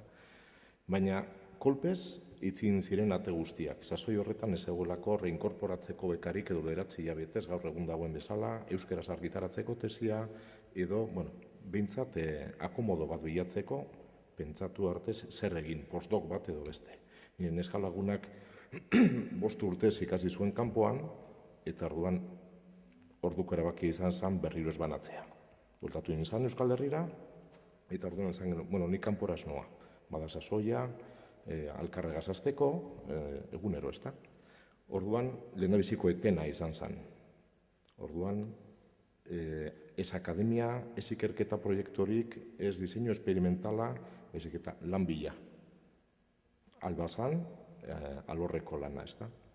Hori batetik, gero handik, bueno, jarritu izan nuen, argitaratzen, eta, bueno, hartu eman gertuko, baina datuak, ekoiztutako datuak ez da. Eta handik 6-7 urtetara bueltatu nintzen unibertsitatera, utzita manukan nahiko kokapen ona, oso gustoko alorra, baina ikerketatik kanpo zegoen, eta irakaskuntzatik kanpo ere. Orduan, bueltatu nintzen, zerotik hastera berriro, diskak ekoiztera. Gustoko alorrean, eta batez be, politikarien eta beste disiplina, mundua real horren estaldurari gabe, zientzia basiko egitera. Eta hori da gozamena, Iñaki esaten zuen egunean, sorkuntza eta, bueno, zoragarri. Eta orduan, gerora, tokatu izan zaidana, izan da, disketzeaz aldatzea, saia, berri batetara joatea, pasatzea edukitzetik, nahiko ikasle interesatuak, uste dut, hain batzuk badira, gutxi ginen ikasgelan edukitzera 80 bat lagun klasean, interesan, nik ez dakit, inoiz ez dugu galdetu zuzenean, baina 3-4 uste dut izango dutela, gaintzeko guztiak, berriketan ematen dute berbetan denbora asko, ez? Eta orduan, beste ikerketa lerro berri bat asmatzera. Baliabideak, talde humano eraiki, hartu emanak, lekuak, ikasle berriak, eta orduan, karo, esaten duenean, jarraikortasuna eta bar, nahiko nukenik, beti handi gauza bera egin, tekla berdinak edo, musikatesna berdinak jo, eta jarraitzea, hori, ekoizpen horretan, ez? Oso zaila da, zuke akomodo badaukasunean, txoko badaukasunean, aldizkarietan, editoreekin, eta bar, moldatu zaitezke. Zerbait ekoizten, urteroko diska marabioso hori ateratzen. Baina zerotik hastea, nik oso gustora egiten dut, eta uste dute arrakastaren bat izango dela merkatuan laster, baina. Bai, Iñaki. Metafora erabiliz, nik uste dut, musiko askok ja berez erabaki hartuta dute bohemiak izateko. Orduan, batzuk bai, nahiko dute platinoko zea hori, ez? Baina nik uste ez dela hori ekarpen bakarra ere, eta ejemplo bat etortze zait burura. Joseba Tapia, trekitilaria, ez du gramirik, agian bai ez daki, baina nik daki dela ez? Baina, ez dut uste bere asmoa horrela guztiz aberastea denik. Baina, agurrin txorta maite egin zuenean, ez da doinua bakarrik, baizik eta memoria historiko badago, eta ekarpen badago, ez? Eta nik uste dut ikerlari askok ere horrela pentsatzen dutela, ez?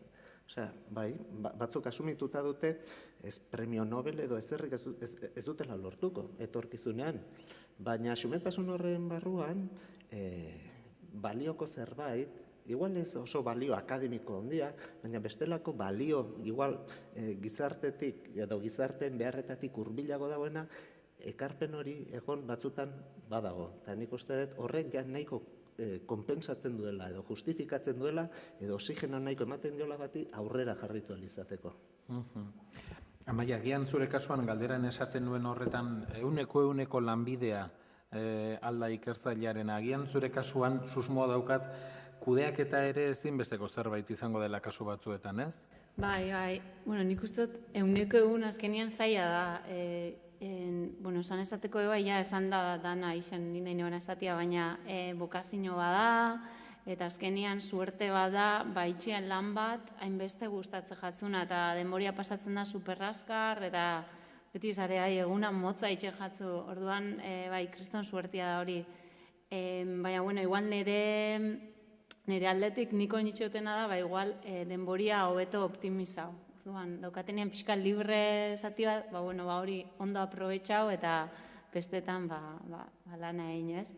Eta gero zure galderi erantzuteko, azkenian kudeak eta ezinbestekoa da, enpresa barruan, enpresaren handixe edo txikixa dan arabera, tamainoaren arabera beste lan batzuk beba itxen dozu, igual garapenakin daukena zer ikusixa, baina gaur egun nire lan handixa kudeaketa da, taldea, ikerketa, Egia da, kasu honetan nolabait horri helduta aurrera egiteko ezinbesteko kasu horretan dela ikertzaile, kudeatzaile edo beste horrekin helduta musikariarekin ezinbesteko lotura gertatu da, kasualidadez Durangon gaude, Durango markatzen du askotan musikari askoren ikerketa lana noiz atera behar den eta zenolako emaitza eta errentagarritasuna daukan.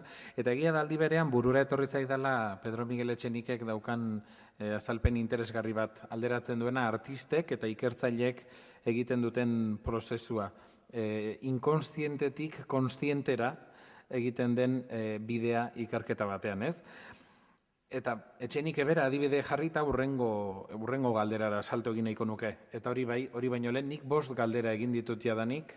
Zuetako baten batek pentsatzen baldin badu niri 5, honek ze galdetzen duen. Zuetako baten batek galdera jakinen bat baldin badu, mesedez, egoki denean, eskua altxa dezala, edo eta ez baldin badu zuzenean galdetu nahi eta Twitterren bota nahi baldin badu jakin enaiz natibo digitala, baina bai egokitua behintzat, jaiotzetikoa ez, baina egokitua bai, eta saiatuko nahi zor egiten dituzuen ekarpenak ere mairatzen. Etxenik adibide jartzen nuen, edo bestela esan da, inor ez omen da bere herrian profeta. Ez dago fundamentuzko ikertzailerik kurrikulumean kanpoko herrialde bat edo bi, edo ez daki nongo masterra, edo ez daki nongo doktoretza, edo ez daki nongo doktoretza ondokoa daukana, ematen du ikertzaile izateko doktoretza edo doktoretza ondokoa, edo eta egonaldia, edo laborategia, edo dena delakoa atzerrian egin beharra dagoela. Ez daki nik konplexua den ezagutza, behin baino gehiagotan entzun dugu, eta nik neuk ere nire ikertzaile esperientzian eta unibertsitateko ibilbidean, eta 3 unibertsitatetan lan egin izan dut nik, oro har ematen du edo sentsazio dugu kanpoko unibertsitateetan baliabide gehiago daudela, aukera gehiago daudela, behin 2 aldiz jadanik entzun dut ideia hori mailinguru honetan. Galdera zehatza, ezinbestekoa da kurrikulumean kanpora joan izana agertzea ikertzaile izateko? Nik uste dut mundu akademikoan lan itxeko igual bai. Baina enpresa munduan, adibidez grafenean, ni bai egon naiz kanpuan, baina beste gehixenak ez dira egon. Bai dauke doktorautza, ikerketa taldian lan eitzen dabenek, baina ez dira kanpuan egon. Beraz ez da derrigorrezkoa.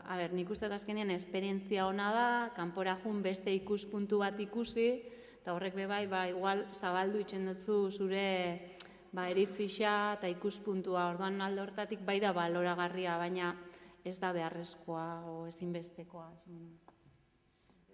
Nik hemen, ikusita Maite, Iñaki eta Goizederren kasuak, nire herrian nazela profeta, baina ni justo 3 egonaldi eman ditut, nahiko laburrak kanpoan.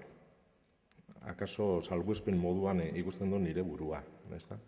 Eta are gehiago, lehen esaten genduen, lehia horretan, ikerketa lorrean, eta bar, bokazionala etedan, askotan kuestionatu egiten dugun, ni horin paradoja batetan bizi naiz, ezta? Atera dudan plazak bermatu egiten dit luzerako lanpostu bat edukitzea, eta espadu nahi ikertu, suposatzen dut urten poderioz estankatu ingo zala soldata, ezta?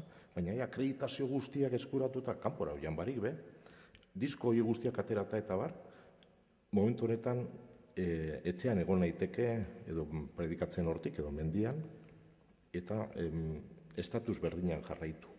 Oso kuriosoa da, akademiaren mundu horretan. Batzuk irudikatu egiten dute alako amildegi batetik trepadatxo bat egiten duzunean, eta kolpez iritzi egiten zara alako meseta.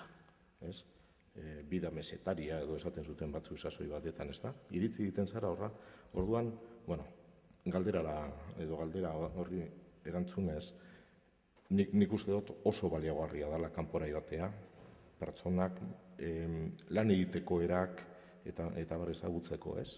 Mundua ezagutzeko eta harreman pertsonalean eta bizipena guztien edukitzeko bereziki gaztetxoa zarenean, ez da? Nik, esaten dizuet oso esperientzia laburrak izan nituen, oso emankorrak, baina gerora, betxu iritzi naz ikergaztegune batetan izateran nagusietariko bat eta kanpora joan barik. Epe luzean, ez da? Salbuespena da orduan Goizeder? Ni, batuko niokena da, nik uste dudala, kanpora joatea ez dela ezinbestekoa kurrikulum on bat izateko, baizik eta, zure pertsona bezala, zure karakteristikak edo zure lan egiteko moduak, zure harremanak, zure baliabideak hobetzeko modu bat bezala kotresna bat delako. Honek hori batez ere berak Joserrak esaten zuen bezala gaztetan kanpora joateak ni ustez onura handiak ditu. Bai hizkuntzagatik, bai zaurkitzen zara leku batean, nun ez daukazu inolako baliabiderik, ez daukazu ez lagunik, ez familik, ez duzu zer ezagutzen leku berri batean, eta horrek ere ematen dizu pertsona bezala beste ezagutza bat. Ez bakarrik gero zure ikerkuntza lanarekin jarraitzeko, baita ere enpresa batean lan egin nahi baldin baduzu, baliabideak behar dira egoera desberdinei aurre egiteko, ez? Egoerak non zuk ezakizu nondik jo, zer egin, orduan nik uste ezagutza horrek kanpoan egoteak ematen dizula. Ez horren beste igual kurrikulumean jartzeagatik, naiz eta ere garrantzitsua izan, eta hor dago. Baina nire izango nuke hori badela, hori beste artikulu bat publikatzea bezala, beste patente bat bezala, ez? Garrantzitsua izan leke bai, baina noraino bakarrik kurrikulumaren zat, ez? Agian, igual, pertsona bezala zu aurrera egiteko eta garatzeko. Iñaki? Nik guztiz bat nator, Goizederrek esan duenarekin. Ez da kurrikulumean lerro bat eranztea ondo dagola, beti jazten du ez, baina nik uste alderdi esperientzial hori oso importantea da. Eta batez ere da nik uste etorkizunera begira. Nik uste bereizi behar dela alde batetik.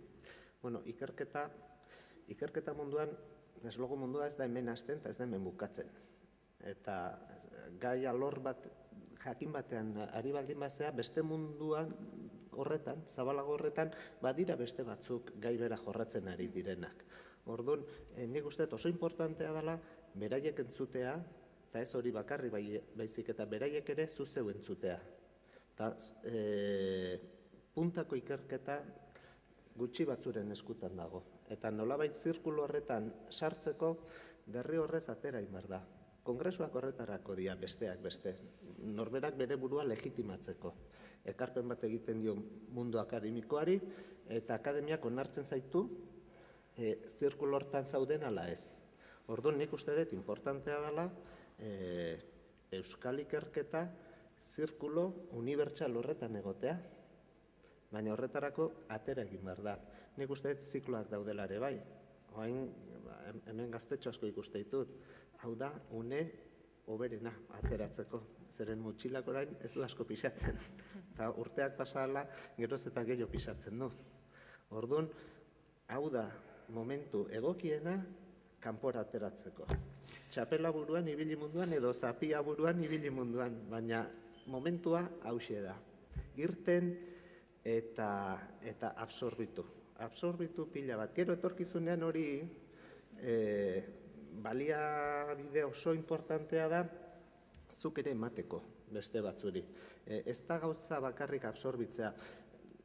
Ni maiz joan izan naiz Hego Amerikara. Zeren ekintzaile munduan doktoreak trebatu behar zituzten. Eta ez zeukaten doktoreak han bertan. Orduan jotzen zuten ona ikastaroak eta ematea.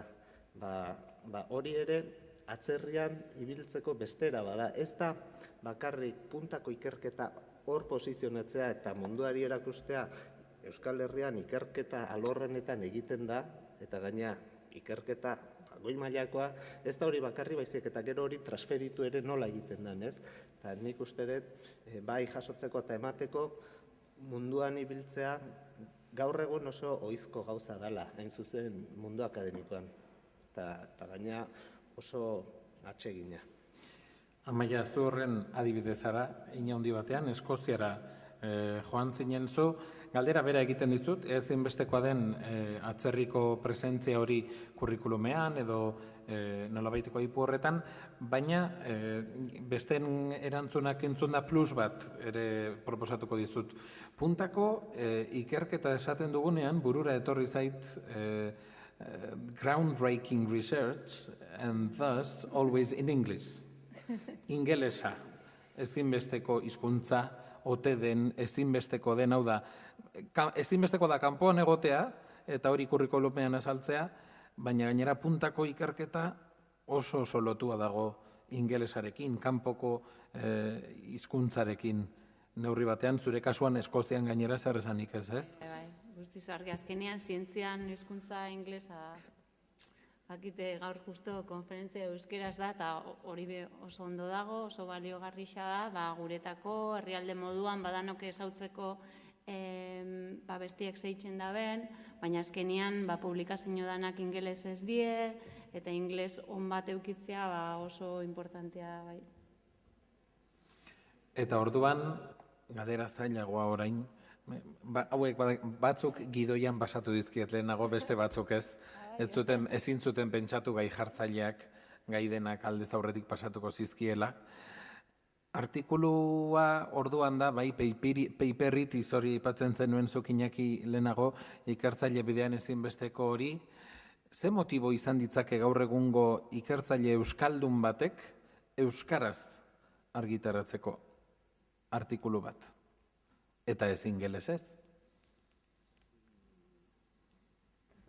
Pertsonala guztia, guztia, pertsonala guztia. Nola ez, euskeraz ez du batek publikatuko. Gero beste gauza bada, nork baloratuko duen hori, edo nork rekonozituko duen. Tagian guk rekonozituko dugu, baina ikerketak ez dauka mugarik edo fronterarik ez. Orduan, klaro, japoniar batek nola irakurriko du nik egindako artikulu bat euskeraz, igual Googleek itzultzen badio zerbait ulertuko du, baina bestela ezer gutxi ez. Edo nola rekonozimentuaren aldetik, ofizialki, gure ikerketa lana mundu akademikoa behintzat investigazio tramoen arabera baloratzen da, edo sexenioak direlakoak. Eta sexenio batek eskatzen duena da puntako hainbat artikulu eukitzea. Eta puntako artikuluak dira hain zuzen zerrenda batean aurkitzen diren jurnaletan agertzen baldin badira artikuloiek. Nik euskeraz egiten baditut nire artikulu guztiak sekula santan ez dira agertuko zerrenda horietako jurnalen batean. Ez da espainolez egin dare. Orduan, nik ikusten ditut zerrenda horretan dauzkadan 60 jurnalak, eta denak ingeles ez dira, batean bat igual alemanieraz edo, hoxe da. Nik euskal ikerlari bati gomendatuko niona. Zuk nahi baldin badezu zure ikerketa lanak oihartzun unibertsal bat, ez du esan nahi honek kriston ikerketa izan behar duenik.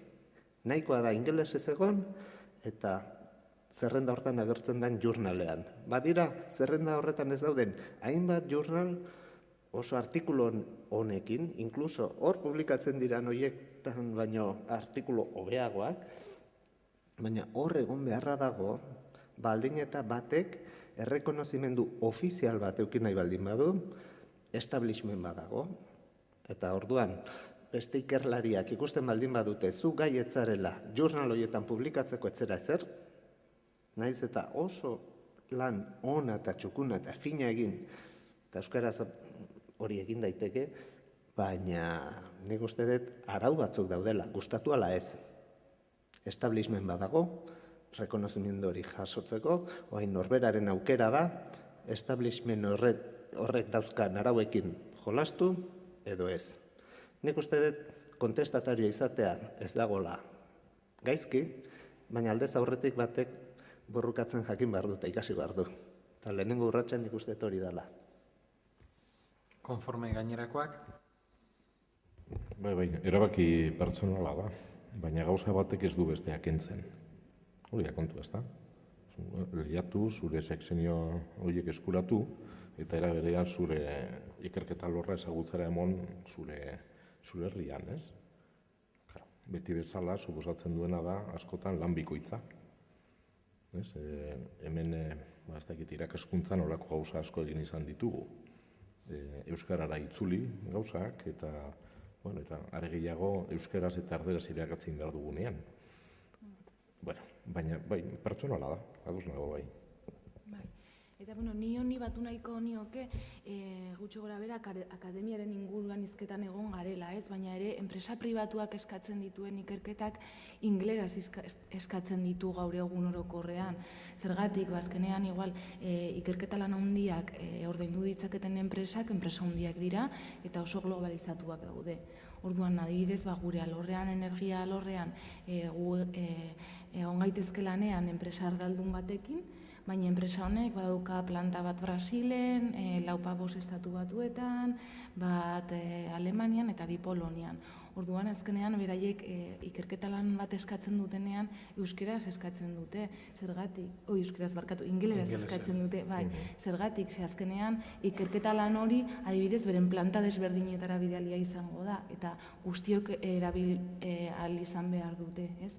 Eta egia da, adibidez, orain dela 8 urte eta horrela, hasi ginean ikertzen, batzutan erderaz egiten genuen, baina, karo, gero, enpresa handia ginala, zertan konturatu ginen, ezin genuela guztia erderaz eta ingeleraz egin, ez? Orduan ere ni alde horretatik uste dut enpresak eta batez ere handiek oso globalizatuak daudena ingeleraz eskatuko dizkigutela gure ikerketa eta lan guztiak. Esango nuke honetan beraz nahiko adostasun handia dagoela. Urrengo galdera bati begira, nola baiteko bi eratara edo azalduko dizuet zein den egin nahi dizuetan galdera, zehazki ikerketa inbeste dago ikertzeko, inbeste gehi dira ezinbestekoak, baina rekursuak edo baliabideak finitoak dira, gobernuek erabakitzen dute ze hotzaratan jartzen diren arrautzak, edo eta merkatuak erabakitzen du beste kasu askotan. David Blackwell estatistikagagileak zioen bere xedea etzela ikerketa egitea, ulertzera iristea baizik. Ezinbesteko urrats bat bazegoela hor. Ikerketa garapen eta berrikuntzan lehenago aipatzen genuen inbertitzea ezinbesteko leloa da. Baina lehenetz hoteliteke zer ikertu behar den.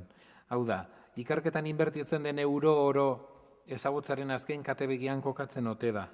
Eta bestela esan da, jolasa, egin nahiko baldin bazenute, zuek 4 arlo dauzkazue zuen atzean gaur egun. Demagun aurrean daukazuela gobernua. Eta badakit batzuek enpresa pribatutik gehiago edango duzuela besteek baino. Zein da ezinbesteko azken katebegia edo ikerketan zer inbertitu behar den erabakitzeko erabili daiteken irizpidea. Eta badakit galdera zinez zaila egiten ari naizela. Baina honen arabera azken batean galderaren maltzurkeria erakutsiko dizuet, deskubrituko dizuet, ni izatekotan humanitateen arloko ikertzailea izango naiz inoiz, eta izan izenetan ala izan naiz. Gobernu baten aurrean, hemen ondoan dauzkadan lagunekin, nekez emango lidakete niri xosik. Azken batean, hemen bizitzak sendatzen dituzte, ekosistema zaintzen dute, dirua ekartzen dute herritarren poltsikoetara, gure produktuak nekazaritza arloan hobetu, tabar egiten dituzte, eta nik akaso esaera zaharren jatorria zein den, Iruña Beleiako grafitoak ze garaikoak diren, edota bertsolaritza aztertzeko taxonomia poliedriko bat, hau azkenengo hau kasu erreala, egin nezake Birminghamgo unibertsitatean. Horra maltzurkeria. Nola erabakitzen da, nola banatzen da pastel hori? Ikerketan nola jardun liteke? Egoera zaila da, ez dizuet eskatzen kasu honetan hauteskunde garaiko aipurik, baina bai nola lortu daiteken ekilibrio hori? Hau zaila dago, bai, zaila dago. Bueno, nik jungo naiz. Nik emango nitzuke. Bien. Baina ber zertako. Nik uste badaudela, kezka mankomun batzuk agian, ez? Hemen gure ingurunean, euki ditzazkegunak. Giza zientziekin, pixkat lotuz, ez? Zure kasuistika edo zu bezalako beste edonoren kasuistikakin, ez? Orduan, nik uste ez arazo pertsonalak, osea, batek bere arazoak pentsatzen baldin baditu munduko arazoak direla, ez du horrela izan behar. Batek eduki behar du humiltasunekoa bere ganatzeko berez hor dauden arazoak, ez? Orduan, batzutan gerta daiteke, bai, beste batek pentsatu izatea, hau hizketan ari zaigu de pájaros y flores. Eta horretarako sentitzen dut, baina ez daukagu dirurik. Hori batek espero dezake, ez, entzutea, ez. Baina egia da, gizarte honek patroi batzuk jarraitzen ditula, ez. Euskal Herri geroz eta adinduago batean gaude. Eta horrek zer pentsa ere ematen du, ez. Jende geroz eta zaharragoa edo helduagoa daukagu, eta hori ez da gauza fisiko edo ez dakit nola esan, gizarte arazo bat ere dago horratzean, ez? Orduan, giza zientziatik asko dago ikertzeko, pertsona hauen aisialdirako joera, egia esan, gaur egun, jendeak gure ingurunean bataz beste 83, 85 urteko bizitza esperantza eduki dezake? Hor agian ez dugu pentsatu asko zer gertatzen den 60tik 85 urte arte. Hor giza zientziak ezin dute diskurso propio bat garatu, adibidez, ez? Ez da norberaren problema bat, da gizarteko problema bat, ez? Eta gizarteko problema bati guztion diruarekin eutsi diezaiokegu, ez? Orduan, segun ze planteamenduarekin etor daiteken pertsona bat giza zientziko ikuspuntu horrekin, ni behintzat politikoa banintz, alde hortan baldin banengo, nik noski emango nukela dirua. Baldin eta ondo errotuta baldin badago, ez kuriosidade pertsonal bati, baizik eta gizarte arazo bati. Goizeder, konforme zaude? Bai, ni oso konforme nago, zen ikuste dut gainera horrek badaukala ere lotura lehen hitz egin dugunarekin, ez? Azkenean ikertzen duguna ez geratzea bakarrik ikertzailearen jakintasunerako edo ikertzaile taldearen dako, baizik eta gizartearentzako, gizarteari ematen diogun zer izan daitela, ez? Eta orduan zeri emango diogu balio gehien, oraintxe bertan gizarteak behar dituen edo dituen beharrak ase ditzakeen edo zer, naiz eta sektore, alor, giza zientziak edo bestelakoak izan daitekeen, ez? ez bakarrik mugatua sektore batera. Osea, egia da, energia sektorea eta berriztagarriena oso gustoko dut, eta gainera uste dut badela oso interesgarria eta badela sektore bat ere non ikerkuntza asko egin behar den zergatik.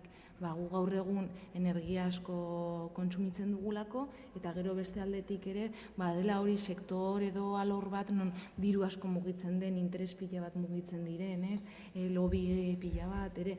Orduan azkenean ikerkuntza ona egin ahal baldin badugu arlo horretan eta baita ere oso lotuta ingurugiro aspektuekin eta horrela badugu ere tresna batzuek behintzat saiatzeko monopolizazio horiek edo diru mugimendu horiek edo nolabaiteko erantzuna emateko, gu badakigulako beste modu hobeago batez egin daitezkeela gauzak.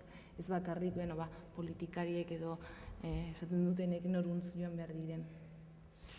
Horrekin neurri batean, hortik segituko dugu, Joserra, eta hitza emango dizut orain, baina gaia zailtzeko asmoz oraindik gehiago, azken batean, gertatzen den, gertatu daiteken gauza bat, gizarteari eman, gizarteari itzuli behartzaio, baina badago burura ekarri didazu, goizedar hitz eginala, C hepatitisaren gaitzaren aurkako farmakoaren kasua, bai? Besteak beste emaitza badago, ikerketak bere bidea egin du, gizarteari itzultzeko moduan gaude, baina ez da gertatzen. Pixkat gehiago konplikatzen dut asuntua oraindik. Ze ikerketa batzuek agian ez dute emango edo ez dira izango gizartearen egungo erronka handienei erantzuten diotenak, eta beraz lehenestea zailagoa izango da. Baina badira, zer deritzozue eta horregatik bigarren konplikazio hori, hala izanik ere, gero hainbeste azpimarratzen zenuten gizarteratzeko urrats horretara iristen ez direnen kasuan. Joserra, heldu nahi baldin badiozu mikrofonoari.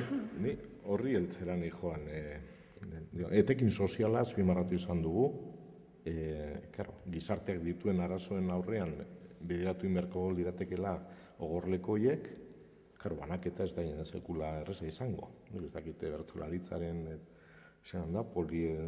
Taxonomia. Taxonomia. Oso interesgarria ez. Kontua da, badagoela hor bestelako erronka bat. Nik bi esango nuke. Batetik, zenolako egoeran gauden mundu mailan. Alarmista izan barik, baina esate baterako alor energetikoan. Gero eta kontsumo gehiago daukagu, eta atzean gelditu dira sasoi onak aurkitzeko petrolioaren iturri aberatzoiak, oparoak. Zaildu egiten dira teknika horiek, eta gero eta gehiago kutsatu egiten dute, eta arriskutsuagoak dira. Orduan, jasangarritasuna, gizartearen jasangarritasuna, eta aldaketa klimatikoa, aldaketa globala, eta hainbat erronka behitu aurrean, eta hori bai direla gizarteen arazoak. Baina badago honekin lotuta, zuk aipatu duzuna, eta da, 100 puntutra arte, ikerketaren bitartez eskuratu egiten dan jakintza, barneratu egiten dan politika, estatu politiketan eta nazioarteko politiketan. Horra, Kyoto atzean gelditu zen, orain badatorre Paris, edo ez da izan.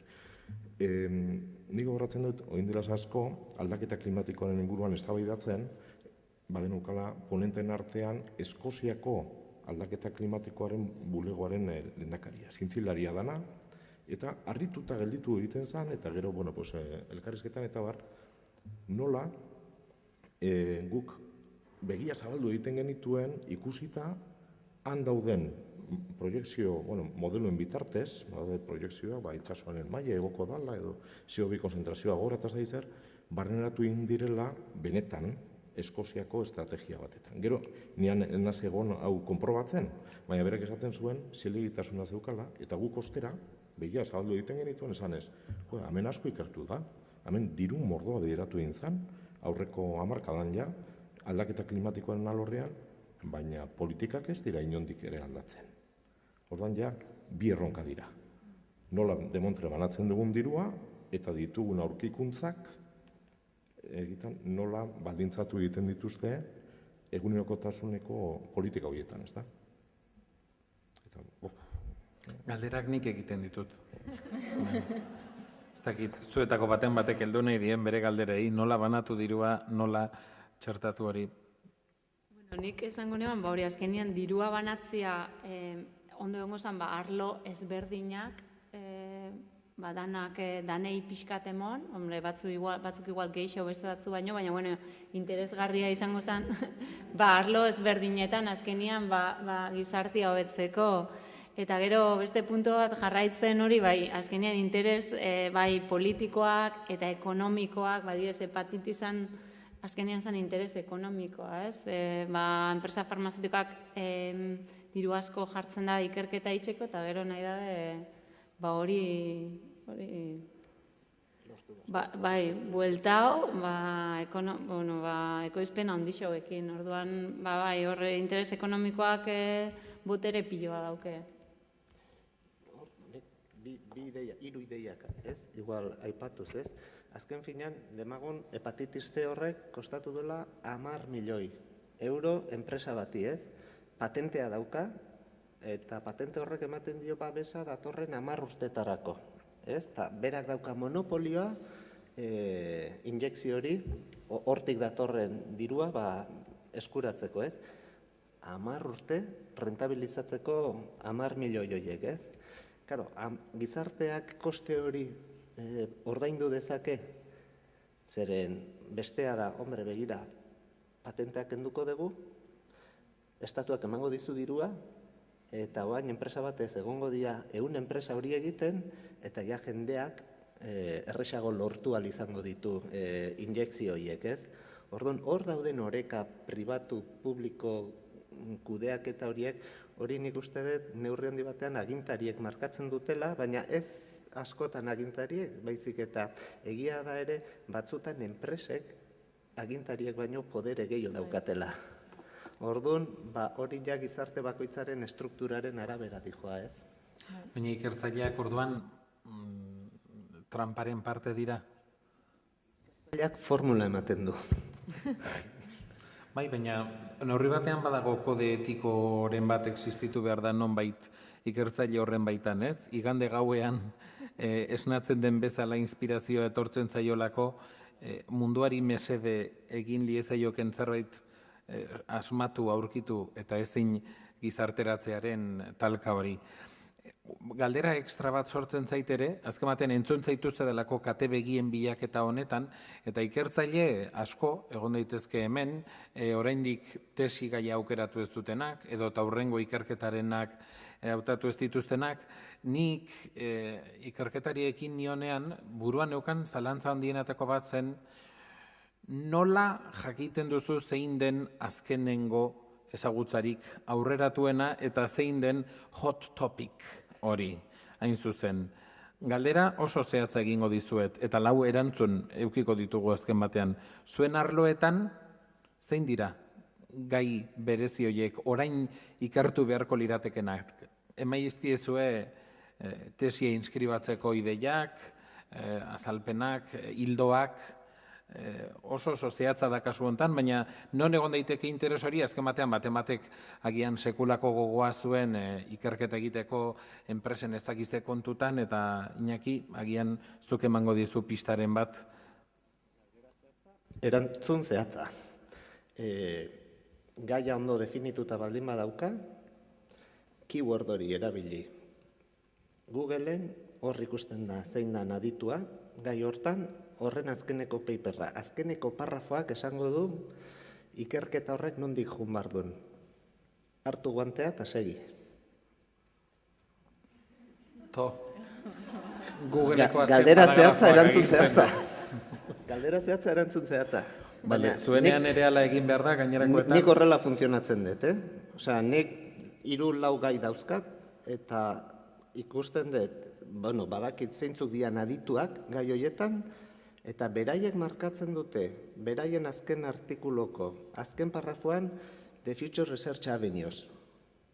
Hau da, beraien ustez, kanpo horrek jarraitu beharko luke ardatz horietatik. Bat edo 2-3 ardatz ematen dituzte, horrek esan nahi du, kanpo horren etorkizuna, beste lekutatik jun daitekela, baina aditu horren ustetan hortik jun beharko luke. Eta ziur aski, aditu hori egongo da beste jurnaleko editorial borretan edo ebaluadore bezala, eta gauzak ez badizkiozute esaten berak entzun nahi ditut bezala, agur benur. Eta zu editorezaren argitalpen horretarako zein dira hitzgakoak?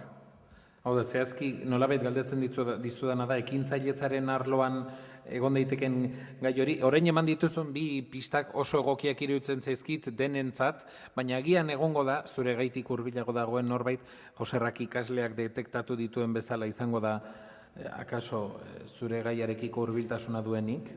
Bi aipatuko ditut, baina momentu honetan interes berezikoak dira. Pixkat lehen aipatu dudan gai batekin adina eta ekintzailetasuna, hau da, nola ikusi dezakegu etorkizuna ekintzaile adinduago batekin. Zeren batzutan mitoak dauzkagu, ez? Badirudi hemen ekintzaileak bakarrik direla Larry Page bezala, Googleeko edo Facebookeko, baina ekintzaile askoz ere munduan anitzagoa da, ez? Orduan, egia esan perfil bat dago, baina badago perfil bat ez dagoela apenas esploratua. Dala adinduena, ez? Hor badago zer ikertu zen etorkizunera begira, badirudi gauzak hortik ere joan daitezkela. Hori batetik. Eta beste gai bat da ekintzailetasun sozialarekin zerikusia duena. Batzutan gizartean arazoak daude, ez merkatuak eta ez erakundeak erantzunak ematen ez dizkionak, ez? Orduan daude enprendedore batzuk, ekintzaile batzuk, berea egiten dutela gizarteko arazo hori eta horri aurre egiten diotenak, ez? Bueno, hor daude bi esparru berriak direnak gizarte honetan eta apenas ez direnak ikertuak izan.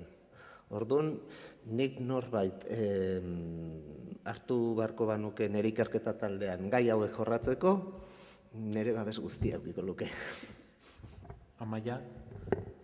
Bueno, nik izango neban nanoteknologia nire kasuan, eta nanoteknologia barruan nanomaterialak eta materialetan igual grafenoa bai da pixkat, hot topic, baina ez da bakarra, bebai ordenagailu kuantikoa, eta teknologia askondiokan bakarrik teorikoki, esan dienak existituko diela.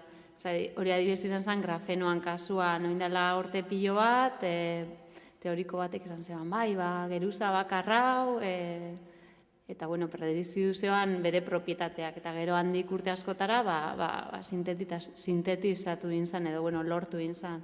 Orduan, nik izango nean hori nanomaterialak, bebai igual nanomedikuntzan, eta hori. Nik esango nuke energia berriztagarrien alorretan eta konkretuki biomasa alorrean, badakizue azken urte hauetan bioerregaiak, eta bioerregaien inguruan baditugula lehen generazioko erregaiak eta bigarrenengoak.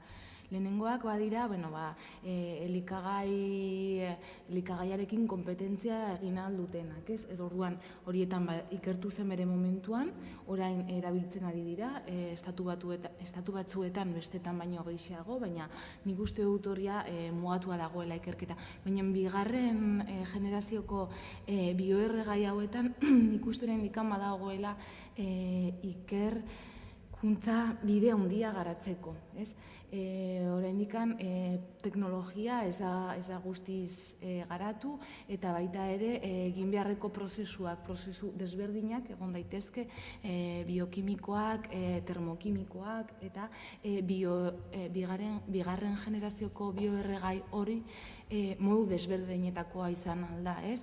Izan daiteke bioetanol, butanol, badaude aukera oso desberdinak, ez? Eta nik uste horietan ikertu behar dela orain. Hori dela klabea hemendik ez dakitzen bat urtetara, epe ertain edo luze batean hori merkatuan egoteko eta gure kotxeetan erabili ahal izateko.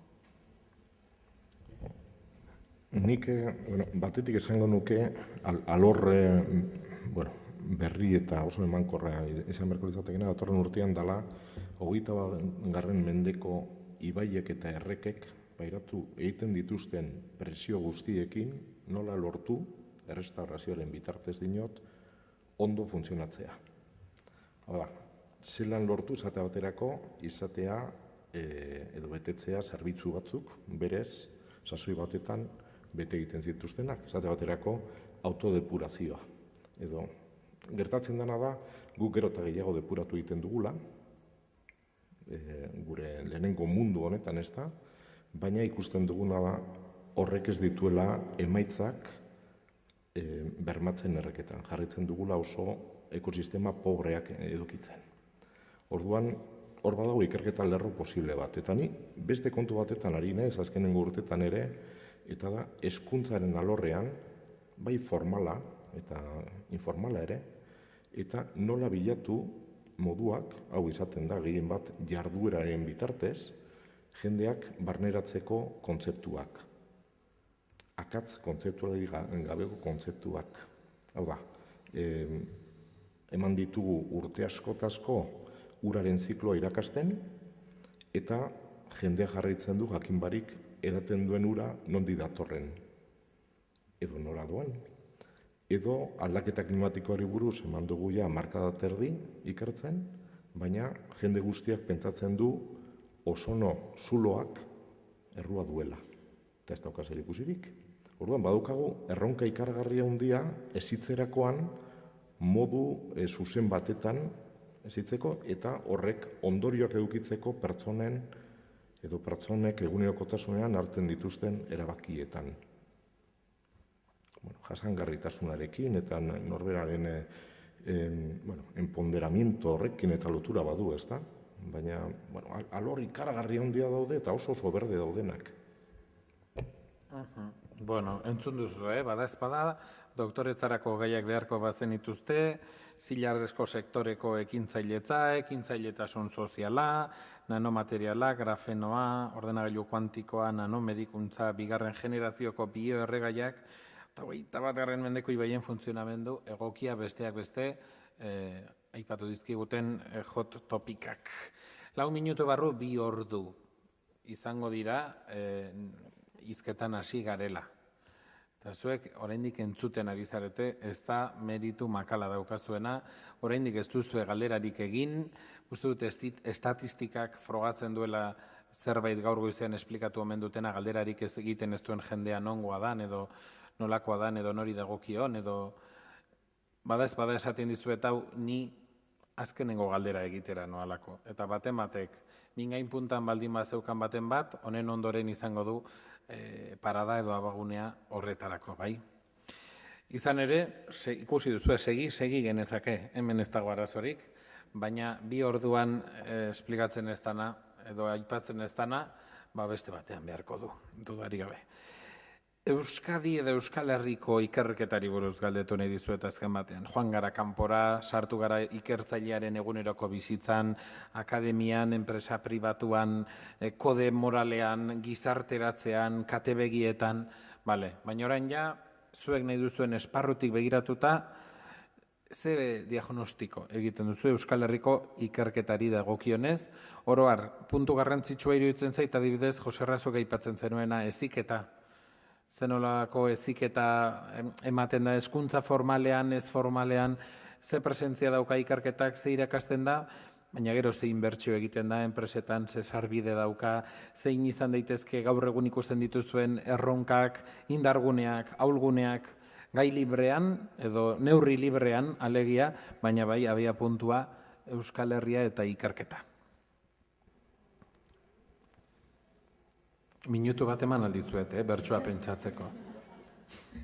Badakitzaila dela azken batean, baina hor nolabait akaso agertuko da, orain arte aipatu ez dugun gairen bat, buruan izan zenezaketena eta orain arte azaldu ez dena, edo eta besterik gabe, diagnostiko hori. Nik esango neban, azkenengo urteetan, nik urte asko kanpoan inda gero ikusi dutela asko hobetu dela, inbertzio asko gondala ikerketan, eta hori garritzen dela talde pilo bat, arlo ezberdinetan, ikerketa itxen, ikerketa zentro berrixak, nik uste dut bide honian goia zela. Eta gero, Iñakik ben aipatu da hori PIB zenbat inbertitzen, eta nik nola galderi ikusitzen euken, interneten behiratu neban, eta bai, Europako bataz bestekoan garela, gutxi gora bera, hori 2013-tik ematen da benez, pixka gutxitxu hau inbertidu dela Euskal Herrixan, orduan, emoten da pixka beruz goia zela, baina espero krisisa eta gero pixkat berriro gorutzeko gotzea, baina nik esango neban balorazio oso positiboa dela Euskal Herrixan. Nik erantzungo ez, bestela gero plus hori ingo ez eta zailak hau ipasako. Ari naiz. Ni pixkat kritikoagoa izango naiz. Iruditzen zait desente inbertitu dela. 3 unibertsitate dauzkagu,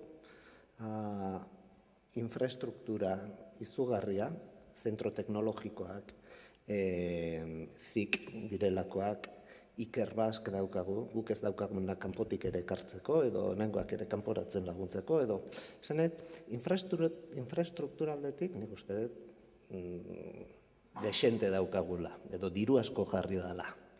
Nik gogoratzen dut, orain dela urte batzuk, Ibarretxeren agintaldian zanean, aipatzen zen, gure herriaren ongizatea nola bermatu dezakegu etorkizunean, ez? Eta osnarketa bat egiten zen, eta herriari helarazte zitzaion. Agian, bigarren eraldakuntza bat behar du herri honek, ez? Herri industrial bat eraiki dugu, egia esan mundu mailan ekonomi ikuspuntu batetik lehiakorrak diren enpresak dauzkagu, eta nolabait posizionatzen gaituzte Europan, renta per capita ikusita, bataz beste horren gainean, ez? Europan baldin badaude 270 bat erregio, esan dezakegu, PIB per capita hori ikusita, gure herri hau, 15% herrialdeen top horretan sartuko litzatekela, ez? Baina noski, horiek dira datu batzuk, orain dela gutxi gorabehera 10 bat urtekoak. Eta orduan pentsatzen zen, nola eman dezakegu urratsa herri industrial batetik ezagutzean oinarritzen den beste estadio batetara, ez? Jakina, garatzen ari ziren herriak, nolabait industrializatzen ari ziren, errezeta batzuk zeuzkaten, hau da, ekonomiak efiziente izan bartzun, kalitatearen apustua zegon, guk jadanik errezeta horiek aplikatzen genitun aspalditik, baina errezeta horiek ez zuten bermatzen biharko ongizate hori, ez? Orduan apostuak jo bartzun berrikuntzagatik. Eta inbertitu zen ikaragarri berrikuntzan. Karo, 10 urte pasa dira, eta berrikuntza horien emaitzak zeintzuk dira. Nik nire alorrean ezagutzen dudanagatik, eta ari naiz beti ekonomia edo enpresan. Ikusten baldin baditugu rankinak Europa mailan eta mundu mailan nun dauden gure unibertsitateak, esango nuke lehenengo 500 artean ez daudela. Horrela, nik jakin nahiko nuke zer gertatzen den beste alorretan ere. Ikusiko bagenu zenbat teknologi batzuk esaten dezun groundbreaking horietakoak, sortzen diren horietakoak, zenbat sortu dira gure eskualde honetan. Patenteak, patenteak hor daude, baina inbertitutan guzti hori lehen esan dudana, zenbateraino iristen da merkatura, eta merkatuak zenbat ordaintzen du horregatik. Ikusten baldin baditugu gero, jurnaletan, zenbat ikerlari dauzkagu gure ingurukoak, editorial board nagusienetan. Nik uste dut, emaitzak begiratu behar diala, poliki, zeren apostu hau ez da atzoko apostu bat. Aspalditik daukagun apostu bada, egoera izugarri okertu zaigu kontestuagatik, eta nik gaur egun erantzun bat baino gehiago kezka bat daukat, ez? Etorkizunera begiratuz, jarraitu behar dugu oraindik bide hori edo zubi hori eraikitzen ezagutzan oinarritzen den estadio batera iristeko, edo agian gizarteak beste behar apremianteagoak batzuk dauzka, eta horri erantzun behar diogu lehenago, ez? Zeren egia esan berrikuntzak koste badauka. Arrisku handia dago, berritzailea izaten, eta arrisku hori konpartitzen da nolabait guztion diruarekin. Zen arrisku handia danean norberak bere dirutik ez du jarri nahi. Eta orduan diru publikora jotzen da. Baina inbertitu danean, gero aztertu behar danean, asmatu da inbertsio honekin ala ez. Hor dator pixkan nire kezka, gaur egun. Goizadea plusa zuri tokatu zaizu oraingoan. Izan ere, enuke pasatzen utzi nahi aukera emakume eta ikertzaile binomioaren inguruko gogoeta egiteko. Gogoan baitut, aspaldi, aztertu nuen gaietako batean Fink-Beiner testa izeneko test bat badago, emakume zientzialarien presentzia edabideetan aztertzen duena. Bai, Fink-Beiner izeneko zientzialari batek salatu zuen, nolabait emakume baten ikerketzaile edo zientzialari papela edabideetan azaltzen denean, gizarteratzen denean, askotan aipatzen direla gai jakin batzuk, eta berak eskatzen zuen test hori ikusteko betetzen den ala ez, hau da, ongi azalduta ote dagoen eta bere emakume izaerak desorekatzen esote duen ikertzaile lana, 5 edo 6 urratz zehazki aipatzen zituen, ez?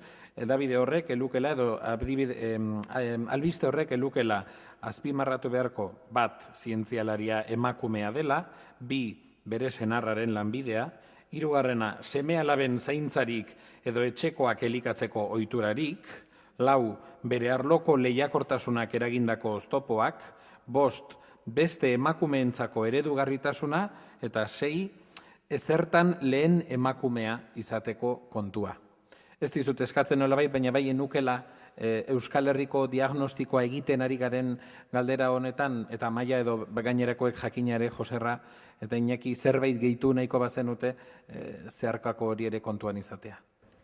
Bai, nik uste dut igual emakumearen papera oso desberdina izan daitekela alorren arabera. Alor guztietan parekotasuna ez da bera, eta adibidez nire nabiltzan alor honetan desparekotasun nahiko handia daukagu, ez? Ni, ikertzen hori hasi nintzenean orain dela 10 urte edo horrela, zenerren adibidez, orain gauzak pixkat esango nuke oberantz doala, ez? Baina 80% edo horrela gizonezkoak dira. Eta adibidez, gure departamentuan, biomasakoan, baginen 80% neskak, justo alderantziz, ez? Eta justo zen departamentu bakarra genukala nagusia emakume bat, ez? Orduan ni uste dut batzutan badela ezakit edo ohitura edo baita ere alorren araberako tendentzia bat. Igual, pasaen hamarkadetan, ingenieritzako alorrak askoz ere, gizonezko engatik monopolizatuagoak zeudela, baina ere uste dut gauza horiek aldatzen ari direla. Eta bestaldetik ere egia da, gu lan egiten dugu beste estatuekin eta horrela, eta adibidez Finlandia aldetik eta iparraldeko estatu hauetan parekotasun hau askoz nabarmenagoa da. Eta nik uste dut ere badela ikertzaile munduan badituzten ez erraztasun, baina bizitza modu batez, bai pertsonala, bai ikertzailearena modu eroso edo modu egoki batean eramateko aukera hori, ez? Eta beraiek horretan ni uste dut bidea pixkat eginxeagoa daukatela eta emakume ikerlariak adibidez hori biomasa munduan, ingenieritza munduan nik ezagutu izan ditut, baina jadanik 60 urtekoak esan nahi dut, orain dela pila bat hasi zutela bere bidea, ez? Orduan, espero dut gu ere bide horretan gaudela eta ni alase sentitzen dut ere denbora aurrera joan ahala, Joserra. Bai, nik emakumeen alorrean, nengoen tokian nagusi badira. Diote zientzien didaktikaren alorrean, beti gehiago izan da emakumezkoen alorra, ez da? Dena dala, pausu bat atzera aurreko galderari, aldot, ez da, erantzunez. Iñakik egiten zuen diagnostikoarekin ni bat nator. Orain, inbertsioen alorrean, edo inbertsio kopuruak eta murriztu izan dira, ni alor berri batetan eskuratu ahal izateko diru laguntzak ez badaukazu talde kontsolidatu bat, edo lako zaildu inda, eta oso aukera txikia daude, ez da? Baina, nik uste dut termometro bi egon daitezkela, neurtzen zen olako arrakasta izan duen, berez azoiko ezagutzaren oinarritutako gizarte horretan eta bar. Eta bata da, zer rankina okupatzen duten gure unibertsitateek. Eta urrun daude. Malasian eta bakoak askoz gorago daude enbat alorretan, ez da? Pentsatu, niretzako bintzat, pentsatu ezina enbat eskualdetako unibertsitateak hor gaude, punta gai konkretuetan behintzat. Hori da bat, eta gero ni bultatzen naiz, igual ni lurraldeari begira bizina zelako eta nire ikerketa ere. Eta orduan, nik ikusten duena oso herri txiki honetan zenbat ezagutzen dugun, naturaren kontserbazioaren, lurraldean antolakuntzan, espezien babesean eta olakoetan, eta ze gutzirako balio dituzten ikerketa guztiek. Orduan, termometro hor, dago beko temperaturetan beti. Pentsatu ezina da, gure esasoen esate baterako apustu egiten zuena ikertzeko pinus radiataren ikerketan, subespezie edo zeuden hor ikerketa batzuk begiratzeko zeintzuk ziren erresistenteak, hainbat izurriten aurrean edo bestela baldintza meteorologiko aurrean eta bar, horiek aurrera juten ziren. Momentu honetan badaukagu legado bat, ametik gutxi ikusten dut, baina gure paisaia da berde iluna. Nagusiki, Bizkaiaren uneko 56 berde iluna da. Eta bagenekien aspaldi, ni ikaslean nintzenean horre guztiak bazekarrela ondorio izugarri handiak. Uraren zikloaren gainean, horniketan alorrean, eta ez bakarrik espezia hoizik eta ustiatzeko modua, ez da? Izurriten aldetik, eta gaur da eguna jarraitzen dugula avioneta batzuen bitartez fumigatzen gure basoak. Optimizatu izan da izugarri. Lehen tanke oso bat zabaldu egiten zalako eta egiten zan iraun arte baserri, kultibo, ganadu edo pertsonen gainean. Baina gaur egun hori optimizatu izan da, egiteko modua, baina jarritzen dugu erabiltzen produktu batzuk oso kuestionatuta daudena beste tokietan. Momentu honetan, Kolonbiako gobernuak antza eten egingo ditu glifosatoren bitartez egiten zituen kanpaina kontrolatzeko kokaren hazkundea eta gerrillaren diru iturriak eta ez da glifosato hemen ondino erabili egiten da, nire herrian erabili egiten da. Ni horrek eskatzen nago, ez? Zenbat jakiten dugun 83. Urteko goldek zenolako astarna garbia itzi zuten zein dan urbanizatzeko eremua eta zein ez, eta gaur egungo argazkia zein dan. Ni tamalez tokatu zaidan alor honetan asko asetzen nagoena, ez? Lurraldearen kontuak eta bar, natura eta, baina erakutsi izan dena ere esperientziak edo urten, amortiguatzen ikusten ditudan kontraesanak. Bestela, bada Almax pote handi bat edukitzea motxilan eta etengabe bihotzarreak entzeko moduko zerbait hartzen diren erabakiak, ez? Ezagutza badaukagu eta ez da aplikatzen.